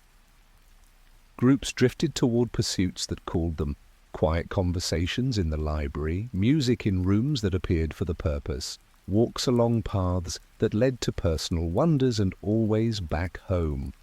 Eleanor walked with her immediate circle, Daniel's arm around her waist, Clara's hand in hers, her parents and Thomas completing the group, toward the house where breakfast smells already drifted. The table would be set for whoever felt hungry for connection that morning, chairs shifting to make perfect space. They paused on the porch steps, looking back over the meadow where distant figures still moved in gentle patterns. Love gathering from everywhere, always. The swing rocked in invitation, keeping their place warm. "Another ordinary day in forever," Daniel said softly. "The best kind," Eleanor answered. They stepped inside together, the circle complete and completing, love carrying them forward into whatever wonders waited next. The coffee, when it came, was perfect. The biscuits rose light as grace. And eternity, gentle, generous, and full of ordinary miracles, stretched before them, rich with possibility. Love held them all in perfect, ever-expanding embrace. And the house, content in its eternal purpose, breathed with them, welcome, welcome, welcome home. The deepest truths arrived not in revelation, but in recognition. Moments when something known in the bones finally reached words. Eleanor found these most often in the quiet hours when the great house settled into its version of night, light dimming to candle glow that allowed stars to shine through windows that opened onto skies holding every night sky ever loved. She would wander then, drawn by the particular hush that meant understanding was ripening. The hallways adjusted to her mood, leading where she needed without conscious choice, past rooms where new arrivals processed earthly journeys with gentle guides, through galleries where memories hung like paintings that shifted to show deeper truths, into small alcoves where single chairs waited beside tables holding exactly one cup of whatever comforted most. One such night she found herself in a room she'd never seen, a small circular space with walls of living wood that pulsed faintly like a heartbeat. In the center stood a tree no taller than her waist, leaves shimmering with scenes from her life. Young Eleanor learning to ride a bike with her father running alongside, newlywed Eleanor slow dancing with Daniel in their tiny kitchen, older Eleanor holding Clara's first child, with wonder that love could multiply so perfectly. She approached slowly, drawn by the tree's gentle glow. When she touched a leaf, It released a memory into the air. The moment she'd decided to marry Daniel despite practical concerns, knowing love was worth the risk. The leaf didn't fade. It brightened, sending light through branches that grew slightly taller. Understanding dawned gently. This was the tree of choices, growing from every moment love had been chosen over fear. Its roots stretched deep into soil made of ordinary acts, saying yes when tired, staying when leaving would be easier, forgiving when holding hurt felt safer. Its fruit, when ripe, was the peace she now carried. Another leaf showed the day she'd sat with her dying mother, holding her hand through the final hours, without flinching. The memory had hurt on earth, but here it glowed with pure love, the gift of presence, freely given and received. The tree responded to her recognition, blooming with flowers that released the scent of her mother's talcum powder and vanilla. Eleanor walked slowly around it, touching leaves that told the story of her life in love. Choosing to adopt the stray dog that became family, staying with Daniel through financial hardship, releasing Clara to her own life with open hands rather than clutching fear. Each choice had grown the tree stronger, its branches reaching toward light that held every possible good outcome of love chosen well.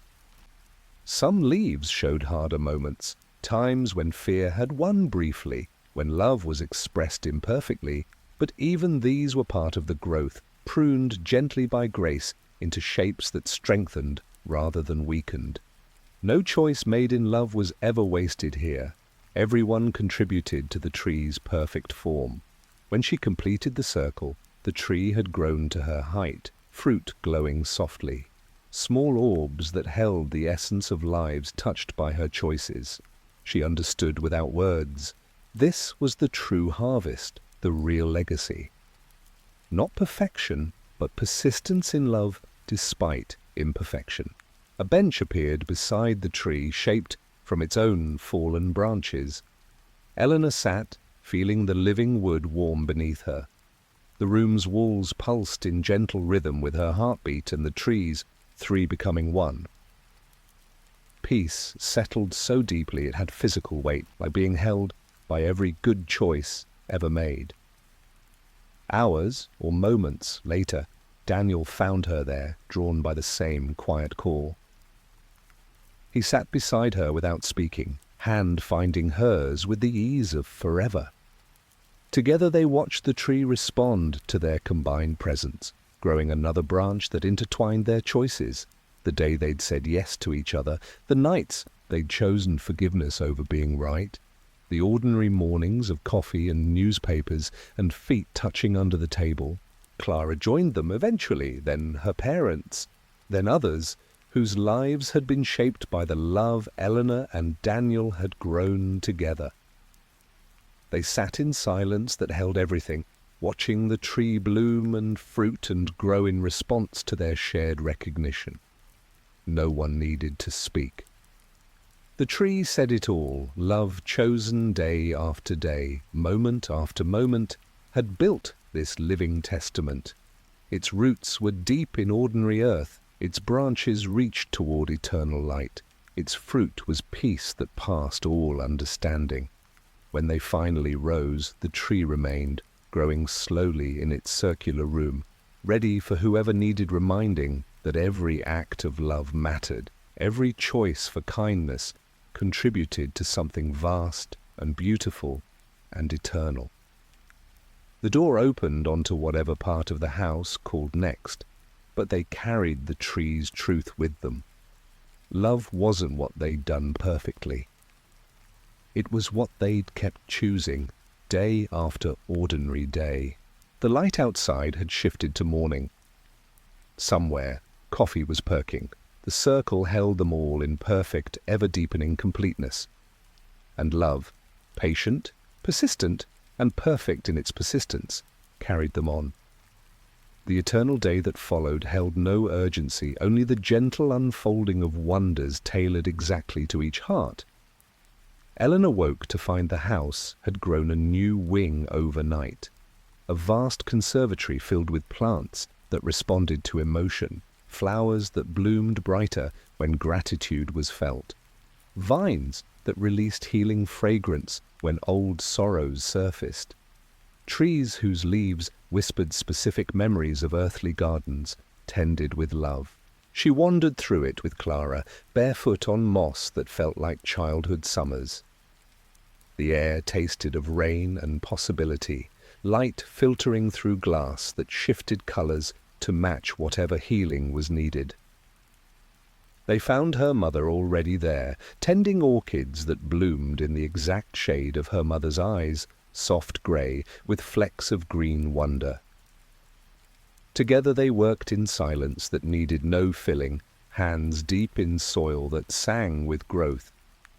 When Clara brushed against a fern that remembered her childhood tree-climbing days, it released scent of pine and freedom. When Eleanor touched roses shaped like the ones from her wedding bouquet, they opened to reveal tiny photographs in their hearts. Daniel carrying her over thresholds, Clara as a flower girl scattering petals with serious concentration. The conservatory adjusted as they moved, benches appearing where rest was needed, tools materializing for whatever task called, light shifting to illuminate specific memories. A fountain sang softly in the center, water forming shapes of beloved pets waiting patiently elsewhere in the great house. They planted new things together, seeds of forgiveness that grew into trees whose fruit tasted like reconciliation, bulbs of hope that bloomed overnight into flowers that followed the heart's own sun. The work healed in ways earthly gardening never could, old regrets dissolving into soil that transformed them into beauty, unspoken gratitudes taking form as perfect specimens. When Daniel joined them, bringing lemonade that tasted of their first shared summer, the conservatory responded with particular joy, flowers opening wider, light shifting to the golden hour they'd loved best on earth. He settled beside Eleanor on a bench grown specifically for two, his arm around her shoulders with the ease of forever. Clara's children, grandchildren who'd arrived after Eleanor's crossing, ran through occasionally, trailing laughter that made everything bloom brighter. They organized games among plants that participated gently, vines forming swings, flowers releasing bubbles of light for chasing, grass growing exactly high enough for perfect hiding. The conservatory held space for every kind of growth, new understandings taking root, old wounds transforming into beauty, love deepening in ways that had needed eternity to fully express. When someone arrived carrying earthly grief over lost gardens or missed seasons, the plants responded with particular tenderness, blooming in colors that healed specific sorrows, releasing scents that triggered gentle remembering and release. Eleanor felt the truth settle deeper with every moment spent here. Love was the ultimate gardener, patient and persistent, turning even the hardest soil into something that could grow beauty. Every act of tending, whether to children or marriages or strangers or self, had been gathered here and made eternal. As light shifted to perfect evening, though no evening truly came, they walked back toward the main house together, arms linked, soil still under fingernails that would never chafe or break. Behind them, the conservatory settled into quiet growth, ready for whoever needed its particular kind of healing next.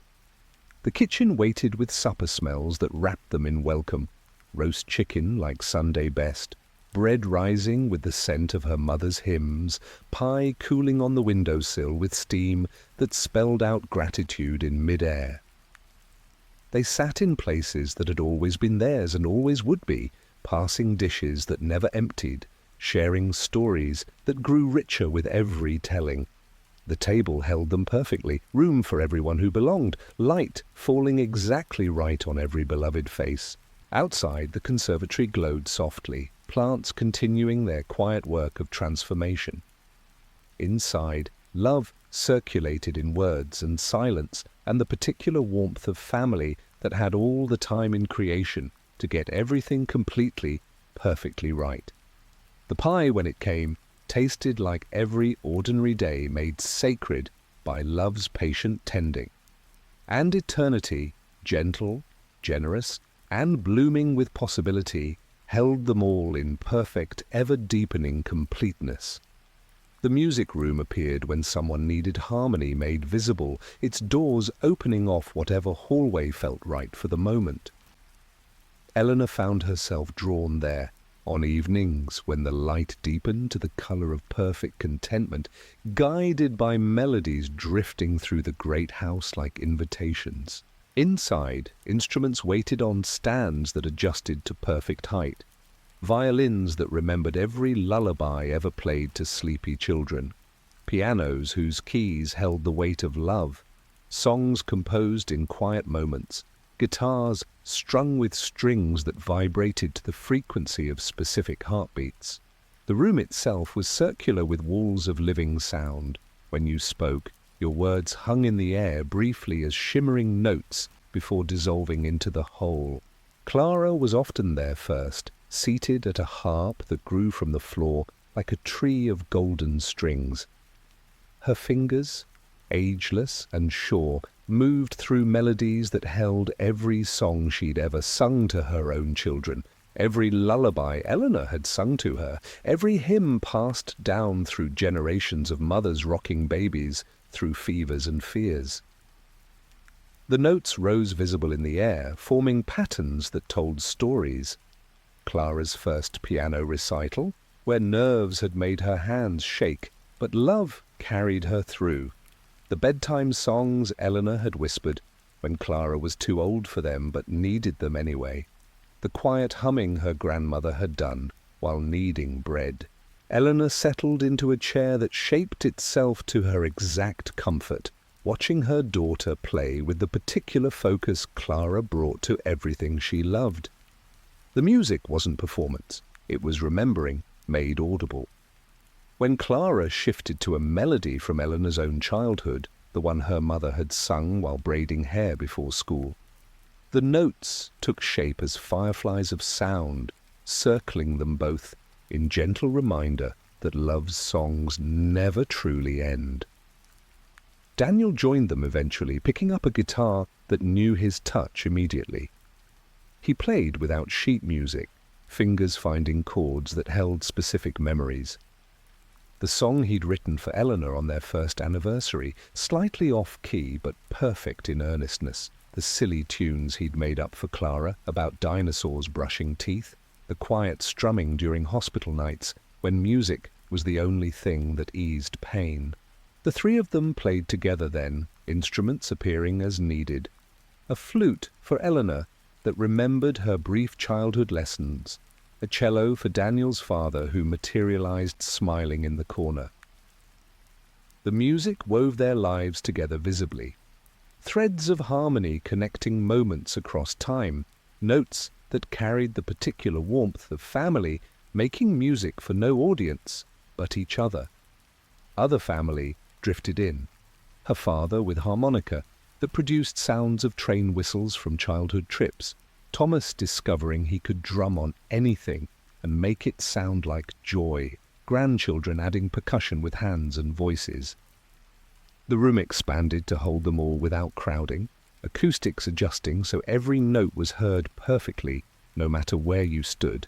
They played through memories, wedding marches slowed to savor every step, lullabies stretched luxuriously, love songs that had been sung across decades now harmonized perfectly. When someone cried, and they did, gently, the music held space for it, notes softening to cradle sorrow until it transformed into something bearable, then beautiful. The greatest miracles happened when new arrivals joined tentatively, carrying earthly grief over songs never sung or music careers abandoned. Instruments appeared that matched their unspoken dreams, violins for those who'd always wanted lessons, drums for quiet souls who'd needed rhythm to express what words couldn't. The family made space without fuss, adjusting harmonies to include voices that had never felt they belonged. Eleanor watched a young man who'd crossed too soon find a piano that knew the songs he'd composed but never shared.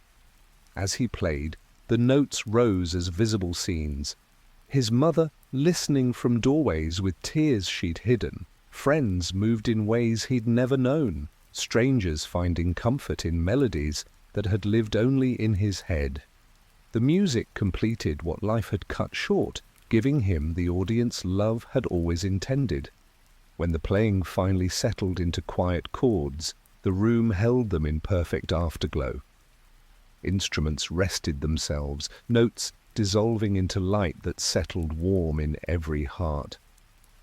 No one applauded. Applause would have been too small.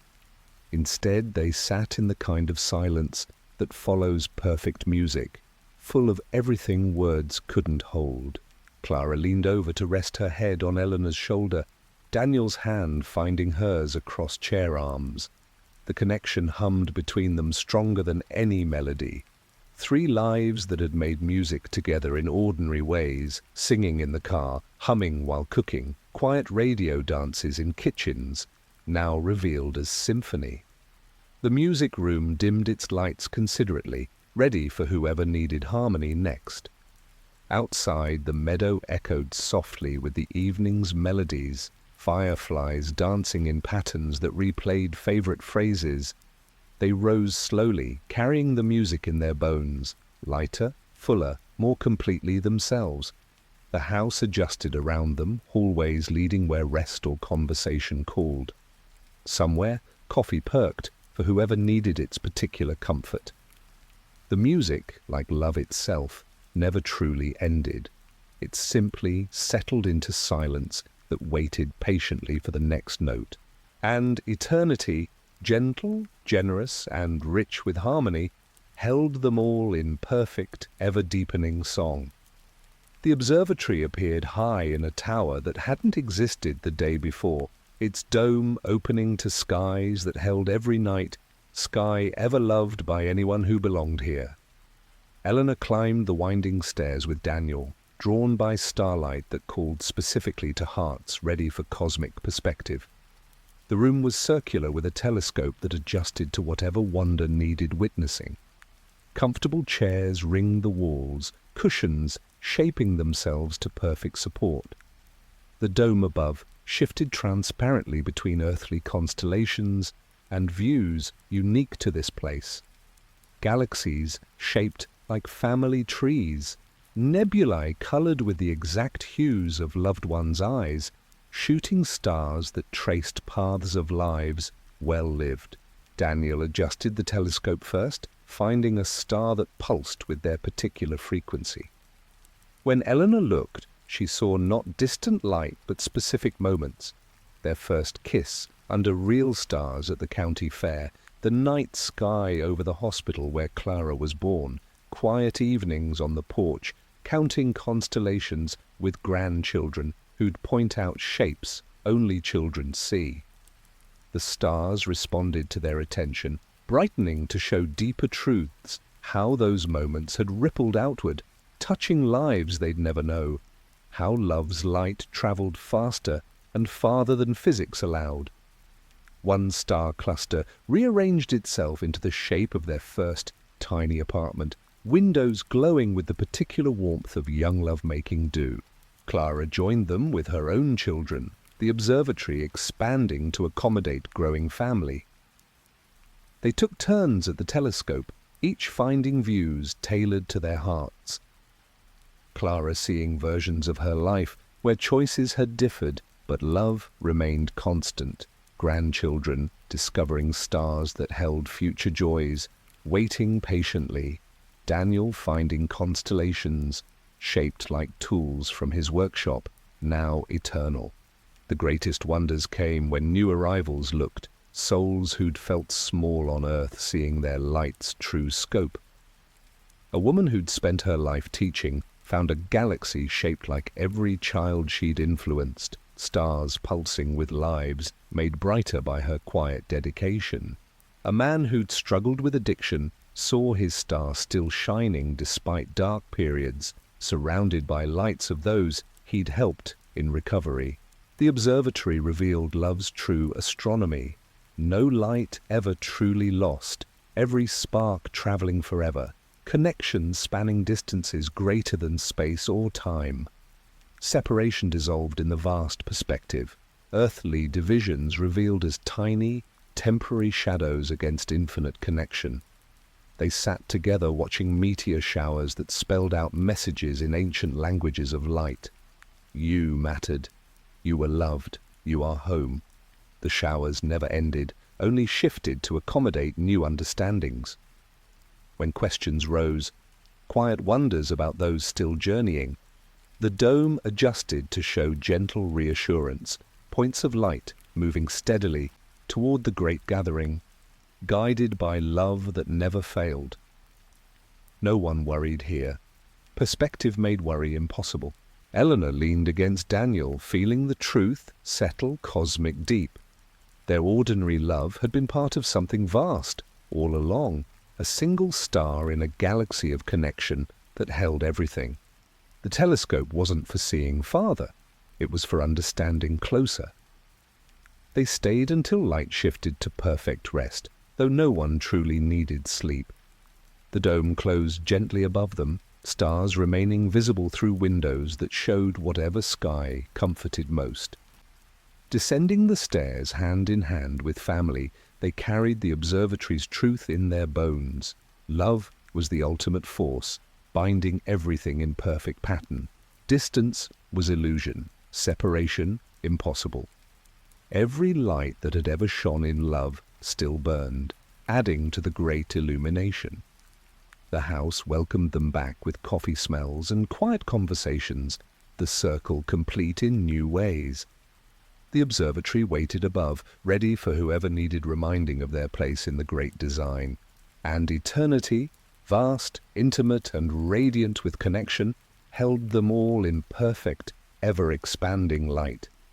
The quiet conversations happened in spaces that appeared precisely when words needed gentle holding.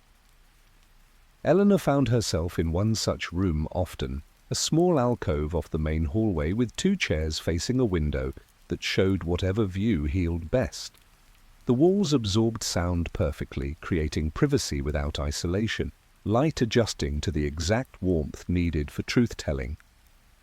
Daniel was usually there waiting, or arrived moments after she did, drawn by the same quiet call. They'd sit in chairs that shaped themselves to decades of shared comfort, knees touching, hands finding each other with the ease of eternal companionship. They spoke of things finally laid bare, the years when money fears had made Daniel quiet and Eleanor anxious, speaking in sharp edges instead of soft truths. The period after Clara left home, when empty nest grief had been carried alone rather than shared. The final illness when both had tried to protect the other by hiding pain. Here, those moments revealed their true purpose, opportunities to choose love anyway, to grow compassion through friction, to deepen connection by navigating hard things together. No regret remained, only gratitude for the strength built in ordinary trials. "I wish I'd told you more often how proud I was," Daniel said one endless afternoon, thumb tracing her wedding ring that no longer needed metal to mark its truth. "All those years you held everything together, work, home, Clara, me. I saw it, admired it, loved you more for it every day." Eleanor felt tears rise that held only sweetness. "I wish I'd let you carry more. Thought I was protecting you by being strong." He shook his head, eyes shining with the particular tenderness of truths, finally spoken freely. "You carried exactly what needed carrying, and when I could, I carried you. That's what we did. Took turns." They sat with the truth, settling warm between them, the window showing scenes of those very years. Young couple counting pennies but laughing over spaghetti. Middle-aged parents tag-teaming teenage crises. Older pair holding hands through hospital corridors. Each scene glowed with the love that had been there all along, shining brighter than the struggles. Clara joined sometimes, bringing her own quiet truths. The years she'd misinterpreted Eleanor's caution as criticism, the gratitude she'd felt but rarely expressed for a mother who'd shown up every day, despite her own pain, the deeper understanding of parenting now that she'd walked the path herself. "I thought I had to be different to be better," Clara said once, voice soft with completed understanding. "But I see now. You gave me exactly what I needed to become who I am." The love was always there, even when I couldn't see it clearly. Eleanor pulled her daughter close, feeling the circle complete in new ways. "You were my greatest teacher. Every day you grew, you showed me how to grow too." The alcove held them gently, light shifting to match the deepening peace. No truth spoken here carried weight, only release. Regrets dissolved into understanding, misunderstandings into clarity, silences into connection. Other family members used the space in their own time. Her parents, speaking of choices made during hard years, Thomas, exploring what his brief life had meant in the greater pattern, grandchildren bringing questions that only eternity could answer gently. The room never rushed. Conversations could last moments or lifetimes, ending naturally when hearts felt full. When they rose, the chairs remained warm for whoever needed them next, the window shifting to whatever view would comfort. Eleanor and Daniel walked out hand in hand, lighter with every visit. The truths spoken here became part of the house's very structure, strengthening beams, warming walls, adding depth to the light that fell exactly right on every beloved face. The great house breathed around them, content in its purpose of holding love's truths gently until they became only gratitude. The circle deepened with every quiet conversation, separation revealed as impossible, connection eternal. Outside, the meadow bloomed with flowers that released the fragrance of truths finally spoken. Inside, coffee perked for whoever needed its particular comfort next.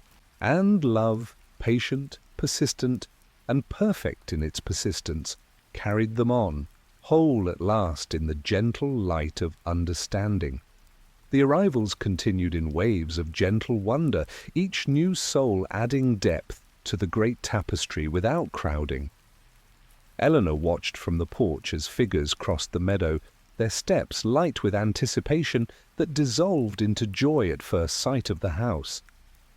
Some she recognized immediately, old friends whose earthly goodbyes had carried weight, neighbors whose fences had shared more than property lines, the doctor whose kindness during Daniel's illness had eased more than pain. Others were strangers to earthly eyes, but familiar to the heart, ancestors whose choices had shaped her life in ways only eternity revealed, descendants whose lives had been touched by ripples she'd never known she'd sent outward, souls connected through acts of kindness that had traveled farther than she had imagined. The house responded with particular joy, doors swinging wide, rooms appearing tailored exactly to each arrival's deepest need.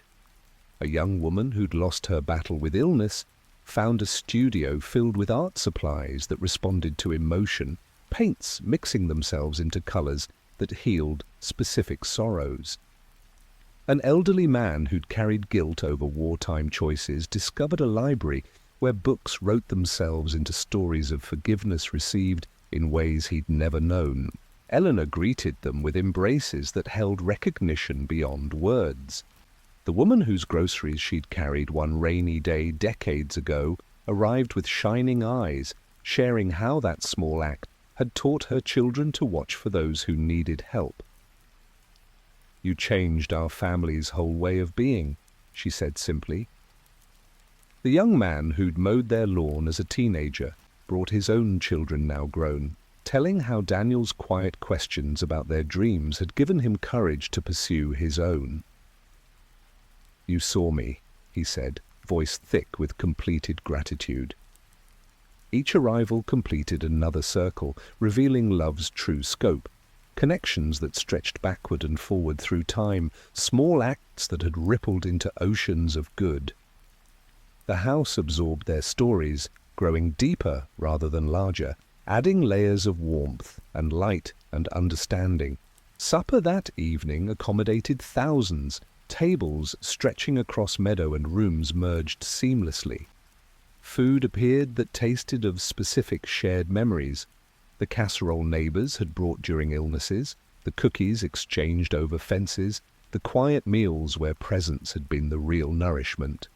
Stories flowed like the food, each new arrival sharing how their life had been touched by someone already here, connections revealing themselves in beautiful patterns.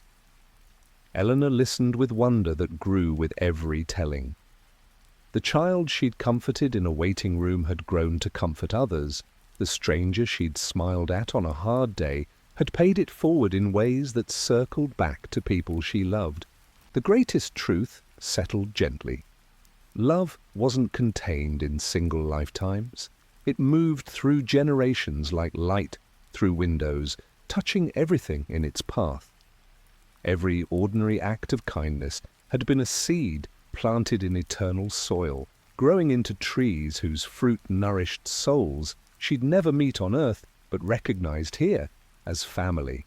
When the gathering settled into quiet communion, light shifting to perfect rest, Eleanor stood with Daniel and Clara, watching new arrivals find their places, rooms appearing with favorite books and quilts and views that healed specific longings. The house breathed in contentment, ready for whoever came next. She felt herself expand to hold it all, every connection revealed, every circle completed, every ordinary miracle made visible in its full scope. Separation dissolved completely. Past, present, future revealed as one eternal gathering. Daniel's arm tightened around her waist. "Look what we started," he murmured. "Look what love did," she answered. The meadow bloomed brighter, fireflies spelling out welcome in every language of the heart. The house stood open and glowing, table resetting itself for breakfast that would accommodate whoever woke hungry for connection. Eleanor turned in the circle of her immediate family. Daniel, Clara, her parents, Thomas' grandchildren, feeling the greater circle hold them all, every soul who belonged here, every life touched by love's quiet persistence. Forever, she understood in the deepest part of her being, was this: love, gathering without limit, revealing connections that stretched beyond imagining, completing circles that had always been whole and were now visible in their perfect beauty. The light shifted to morning.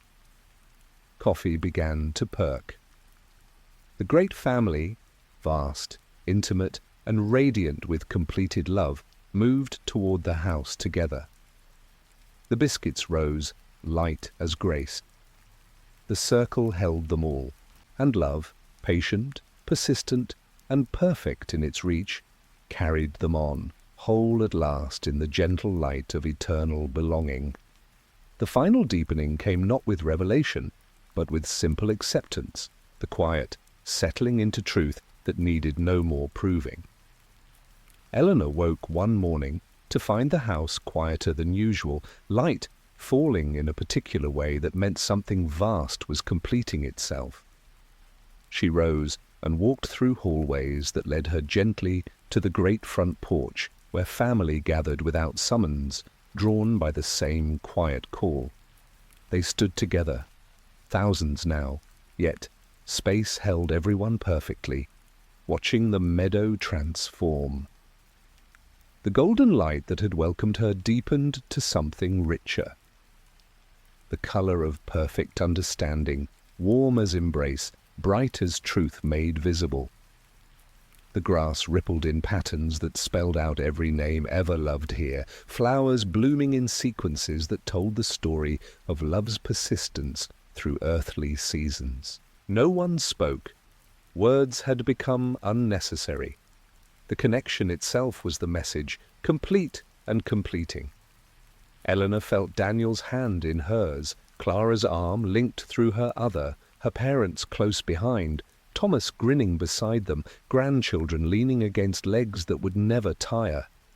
Beyond them stood every soul who belonged, their light interwoven in patterns too beautiful for earthly eyes. The light grew until it filled every space between hearts, dissolving any lingering sense of separation. She saw it all clearly. Every act of love, no matter how small, had been gathered here and multiplied beyond measure. Every ordinary day of showing up, every choice for kindness over convenience, every moment of forgiveness freely given, they were the true architecture of this place. The meadow responded with one final bloom. Flowers opening in a wave that released fragrance holding every good scent ever loved. Bread baking, babies' heads, rain on warm pavement, wedding roses, hospital blankets holding new life. The scent wrapped them all in perfect gratitude. When the light settled again, something fundamental had shifted, not ending, but completing. The house stood radiant, ready for whatever came next, while holding everything that had ever mattered in perfect balance. The meadow stretched endless and intimate, paths leading to private wonders and always back home. Eleanor looked at Daniel, at Clara, at every beloved face, shining with the same quiet understanding. This was the heart of it all. Love's full expression, separation impossible, connection eternal, ordinary made sacred by persistence. Daniel squeezed her hand. "We did it," he said softly. "We lived it," she answered. The circle held them, vast, gentle, complete. No one needed to say more. The truth was in the air they breathed, the light that held them, the love that had built this place, moment by ordinary moment. They turned together toward the house where breakfast waited. Coffee perking, biscuits rising, places set for whoever felt hungry for connection. The porch swing rocked gently behind them, keeping time with the greater rhythm of eternity. Eleanor paused at the door, looking back one last time over the meadow where light now held every shade of perfect homecoming. The flowers released one final wave of fragrance, gratitude pure and complete. She stepped inside with her family, the circle closing gently around them all. The table was set, the coffee perfect, the love deeper than ever. Forever gentle, generous, and radiant with completed belonging, stretched before them, rich with ordinary miracles yet to share. The biscuits, when they came, were perfect. The circle held, and love, vast, patient, and eternal, carried them on whole at last in the gentle light of home.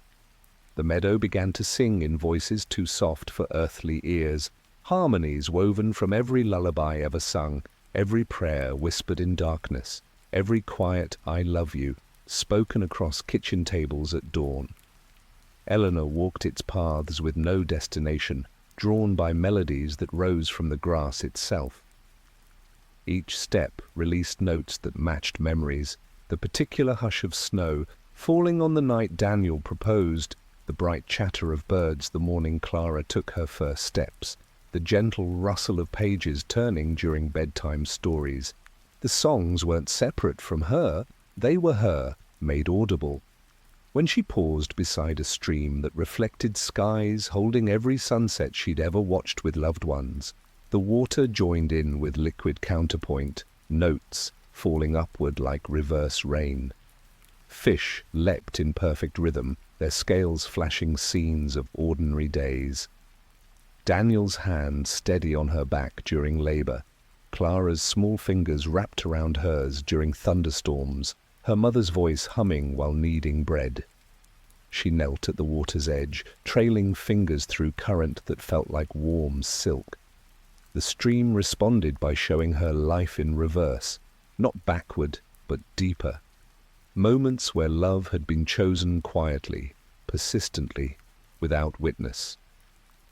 The day she'd sat with a grieving neighbor, though exhaustion pulled her toward bed, The nights she'd sung Clara through nightmares long after her own voice grew hoarse, the ordinary mornings of coffee and newspapers where presence spoke louder than words.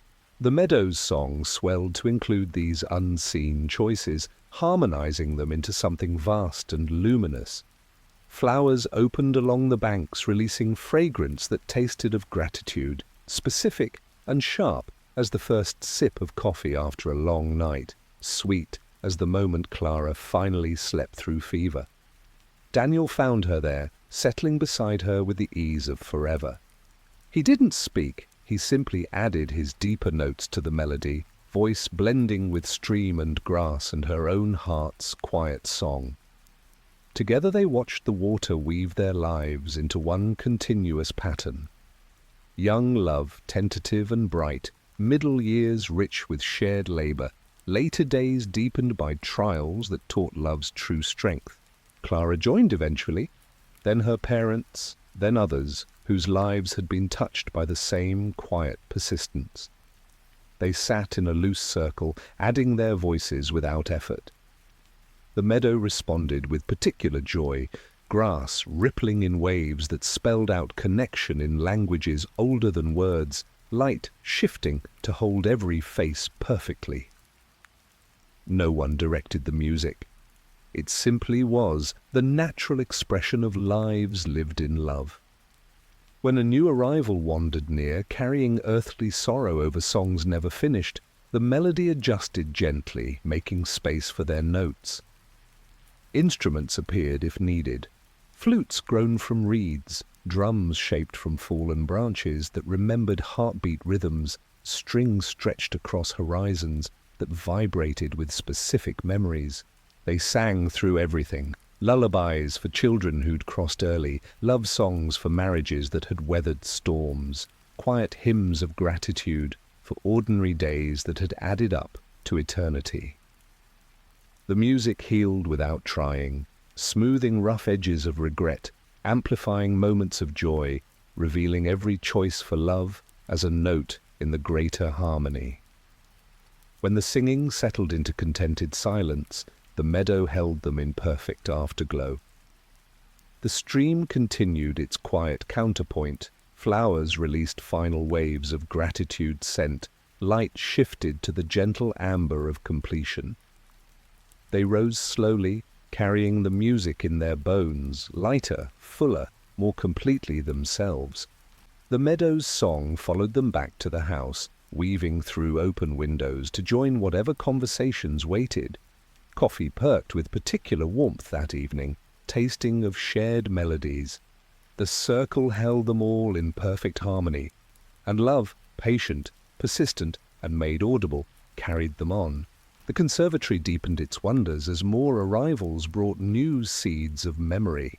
Eleanor spent long days there with Clara and her mother, tending plants that grew not just flowers but moments, roses whose thorns had dissolved into softness, vines that climbed toward light carrying photographs in their leaves, trees whose fruit held specific tastes of earthly gardens, tomatoes warm from the sun the summer Clara learned to weed, peaches so sweet they brought tears for abundance once taken for granted.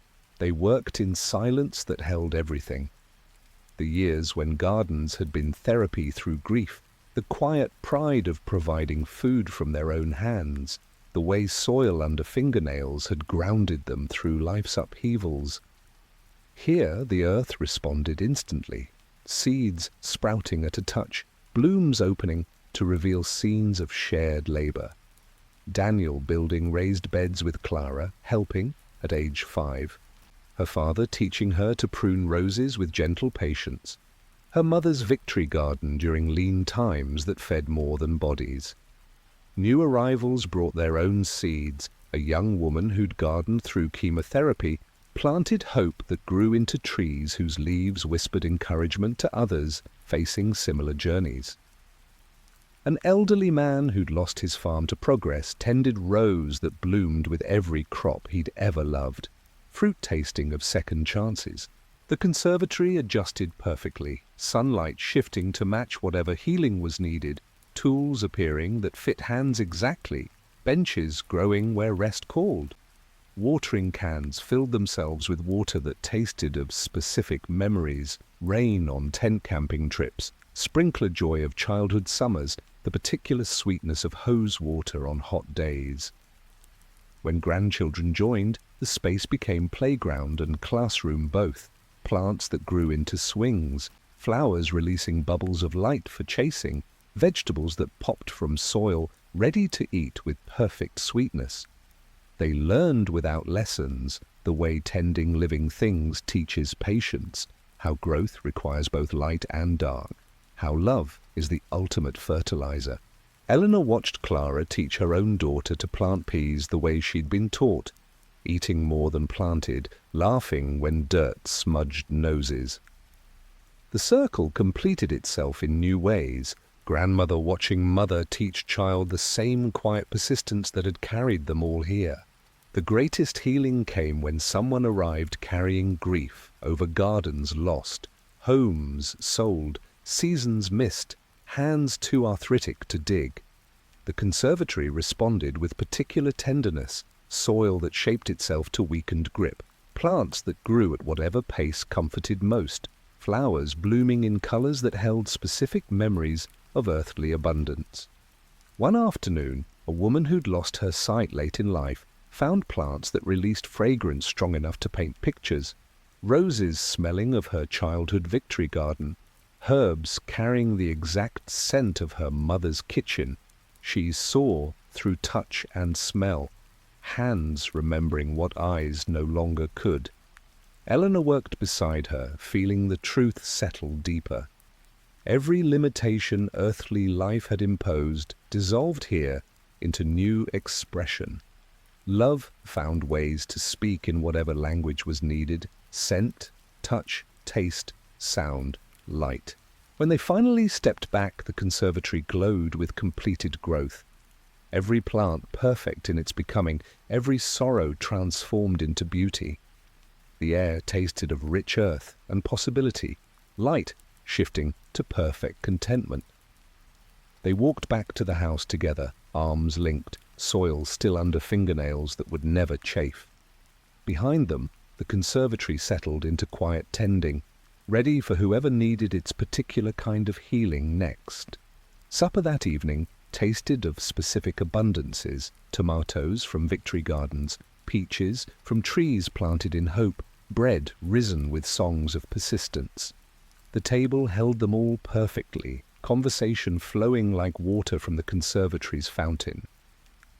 The circle deepened with every shared moment, separation revealed as impossible, love's quiet tending made eternal.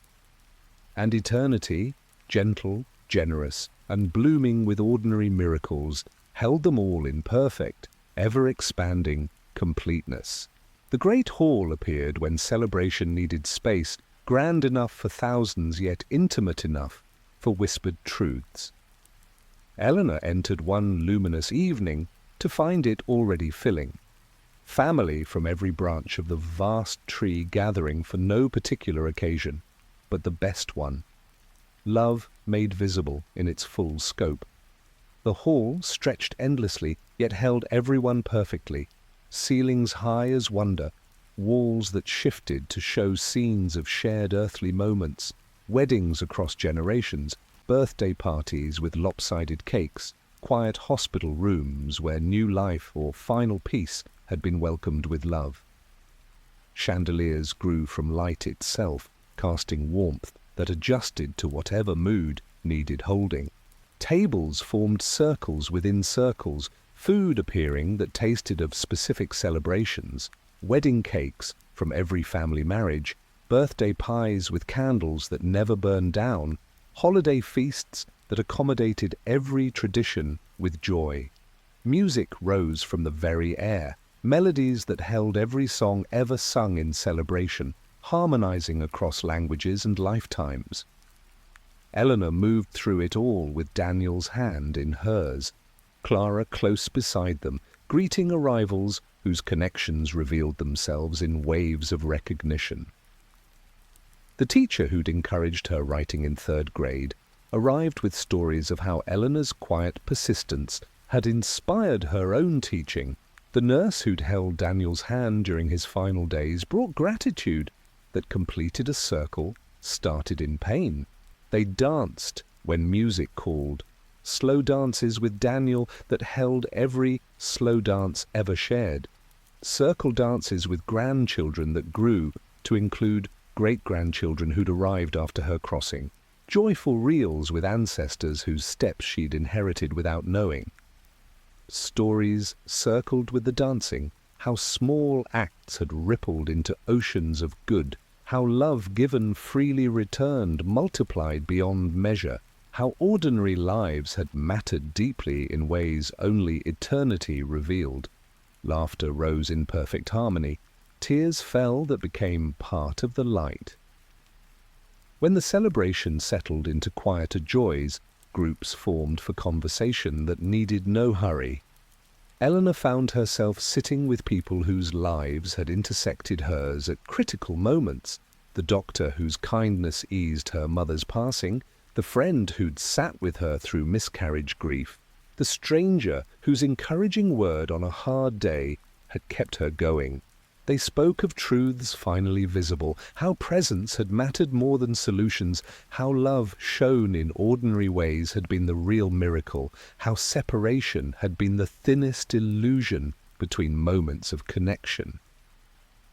The hall adjusted gently, providing quiet corners for private reconciliations, wide spaces for shared wonder, tables that produced whatever food comforted specific memories.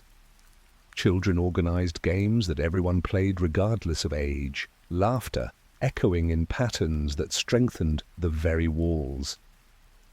As light shifted to perfect contentment, the gathering became one great circle. Thousands linked hand to hand, heart to heart. No one led. The connection itself was the celebration, love's full expression made visible, every ordinary act revealed as sacred. Eleanor felt Daniel's hand steady in hers, Clara's fingers intertwined with her other, the circle completing through parents and grandchildren and ancestors and descendants yet to arrive. The light grew until it filled every space between souls, dissolving any lingering sense of separation. When it settled, something vast had completed itself, not ending, but deepening into new richness. The hall held them in perfect afterglow, ready for whatever ordinary miracles came next. They drifted toward rest or conversation or private wonders, carrying the celebration's truth in their bones. Love, given across earthly lifetimes, had built this place, ordinary, made eternal by persistence and grace. The house breathed in contentment, the meadow outside echoing with quiet joy. Coffee would perk for morning gatherings, biscuits rise with shared songs. The circle held them all, complete, completing, eternal.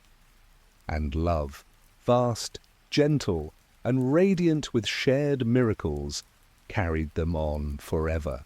The quiet mornings of pure presence became Eleanor's deepest joy. Times when no activity called, no conversation needed filling, only the simple being together that earthly life rarely allowed. She would wake to find Daniel already up, standing at the bedroom window, watching light shift across the meadow in patterns that told their story in color and movement. They dressed slowly, clothes appearing that felt like favorites from every season of life. The soft sweater Daniel wore on their first cold date, the dress Eleanor loved for its pockets that held tissues and treasures, comfortable shoes that remembered walks through every stage of marriage. Breakfast waited downstairs, table set for whoever felt drawn to quiet company. Some mornings it was just them, coffee tasting of specific shared dawns, biscuits warm with butter that needed no spreading, fruit that burst with the sweetness of ordinary days made sacred by presence. They'd eat slowly, knees touching under the table, speaking of small things that held everything. The way light fell through the window, exactly like their first apartment. The particular joy of mornings when no one had to rush. The quiet gratitude for bodies that moved without pain or urgency. Other family drifted in as needed, Clara with bed-tousled hair, bringing questions that only quiet mornings could answer, her parents, with newspapers that wrote themselves into gentle reminiscences, Thomas with jokes that landed perfectly in the gentle light. The table expanded without effort, chairs appearing where needed, food adjusting to whatever comforted most. No one hurried. Time stretched generously here, giving space for silences rich with understanding, for glances that said everything words couldn't hold. They spoke of earthly mornings finally appreciated in full, the chaos of school days that had taught love's persistence, the quiet Saturdays of coffee and newspapers, and feet touching under the table, the final mornings when presence had been the greatest gift. The truth settled deeper with every shared bite. Love's deepest expression was this, simple being together without need to fill space or time. All the earthly rushing had been illusion. Here was the reality love had always pointed toward.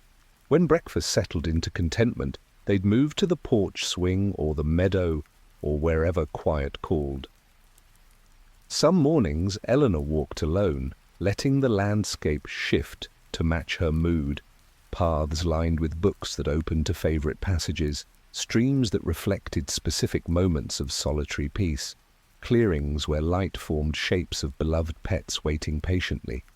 Other mornings found her with Daniel on the swing, rocking in perfect rhythm while the meadow performed quiet miracles, flowers opening slowly to release fragrance of specific memories, birds singing melodies that held every dawn chorus ever welcome together, light shifting through colors that needed no name but felt like home.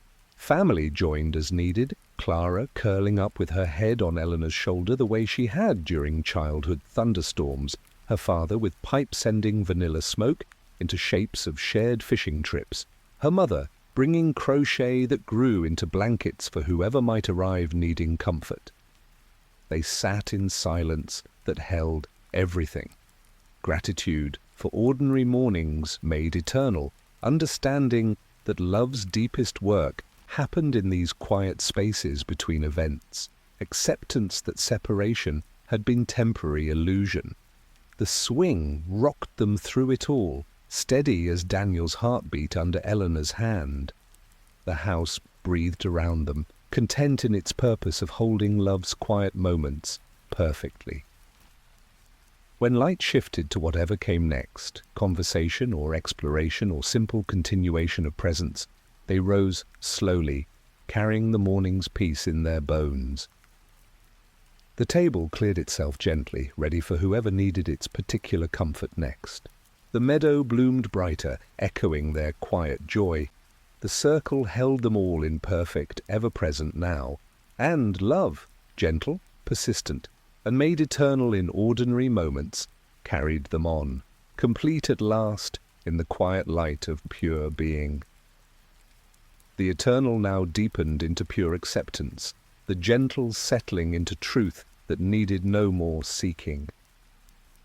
Eleanor woke one luminous morning to find the house bathed in light that held every shade of perfect homecoming, air carrying fragrance of every good thing ever smelled in love. She walked through hallways that opened directly into the great gathering space where family waited, not summoned, but simply present, drawn by the same quiet completion. They stood in the perfect circle that had always existed and was now fully visible, thousands linked hand to hand, heart to heart, separation dissolved completely. No one spoke. The light itself was the message, every act of love gathered here and multiplied beyond measure, every ordinary day revealed as sacred, every choice for kindness contributing to this vast completeness. Eleanor felt Daniel's hand in hers, Clara's fingers intertwined with her other, her parents close behind, Thomas grinning across the circle, every beloved face shining with the same gentle understanding. The light grew until it filled every space between souls, revealing the truth in its fullness. Love was the only reality, separation the briefest dream, connection eternal and complete. The meadow outside bloomed in one final wave, flowers opening to release fragrance holding every memory of home, grass rippling in patterns that spelled out gratitude in every language of the heart. The house breathed its deepest contentment, ready for whatever expression love needed next, while holding everything perfectly. When the light settled, the circle remained, stronger, deeper, more radiant with completed belonging. They moved together toward the table where breakfast waited, coffee perking with particular warmth, biscuits rising light as grace, places set for everyone who belonged and always would. Eleanor sat between Daniel and Clara, feeling the greater circle hold them all, past, present, future, dissolved into eternal now. The food tasted of perfect gratitude, every flavor of love ever shared across earthly tables. Conversation rose gently, stories retold with new depth, laughter that held every joy ever felt, silences rich with understanding. The table expanded as needed, accommodating whoever felt drawn to this particular morning's quiet celebration. Outside, the meadow continued its gentle miracles, light shifting through colors that needed no name, flowers blooming for whoever needed their specific comfort, paths leading to private wonders, and always back home. Eleanor looked around at every face, known and newly known, beloved beyond measure, and felt the final truth settle in her bones. This was what forever meant when love had been the guiding force. Not absence of ending, but presence of eternal beginning. Every moment rich with connection, every heart held in perfect belonging. Daniel raised his coffee cup in the small toast that needed no announcement. "To ordinary days made eternal," he said softly. The circle drank, light flaring gently in perfect response. The coffee tasted of every shared dawn, the biscuits of every act of love freely given. They rose together when the moment felt complete, not ending, but transitioning into whatever wonders called next. The house adjusted gently, rooms appearing for private joys, paths opening to shared adventures, the porch swing rocking in invitation for whoever needed holding. Eleanor walked with her immediate family toward the meadow, arms linked, hearts full. Behind them, the great circle continued, love gathering without limit, deepening without end. Forever stretched before them, not as endless time, but as perfect presence, ordinary moments made sacred by love's gentle persistence. The light held them all in perfect, ever-expanding completeness, and love, vast, patient, and radiant with shared miracles, carried them on, whole at last in the gentle light of eternal home. The biscuits, when someone felt hungry again, were perfect. The circle held, and eternity, gentle, generous, and full of ordinary miracles, bloomed forever.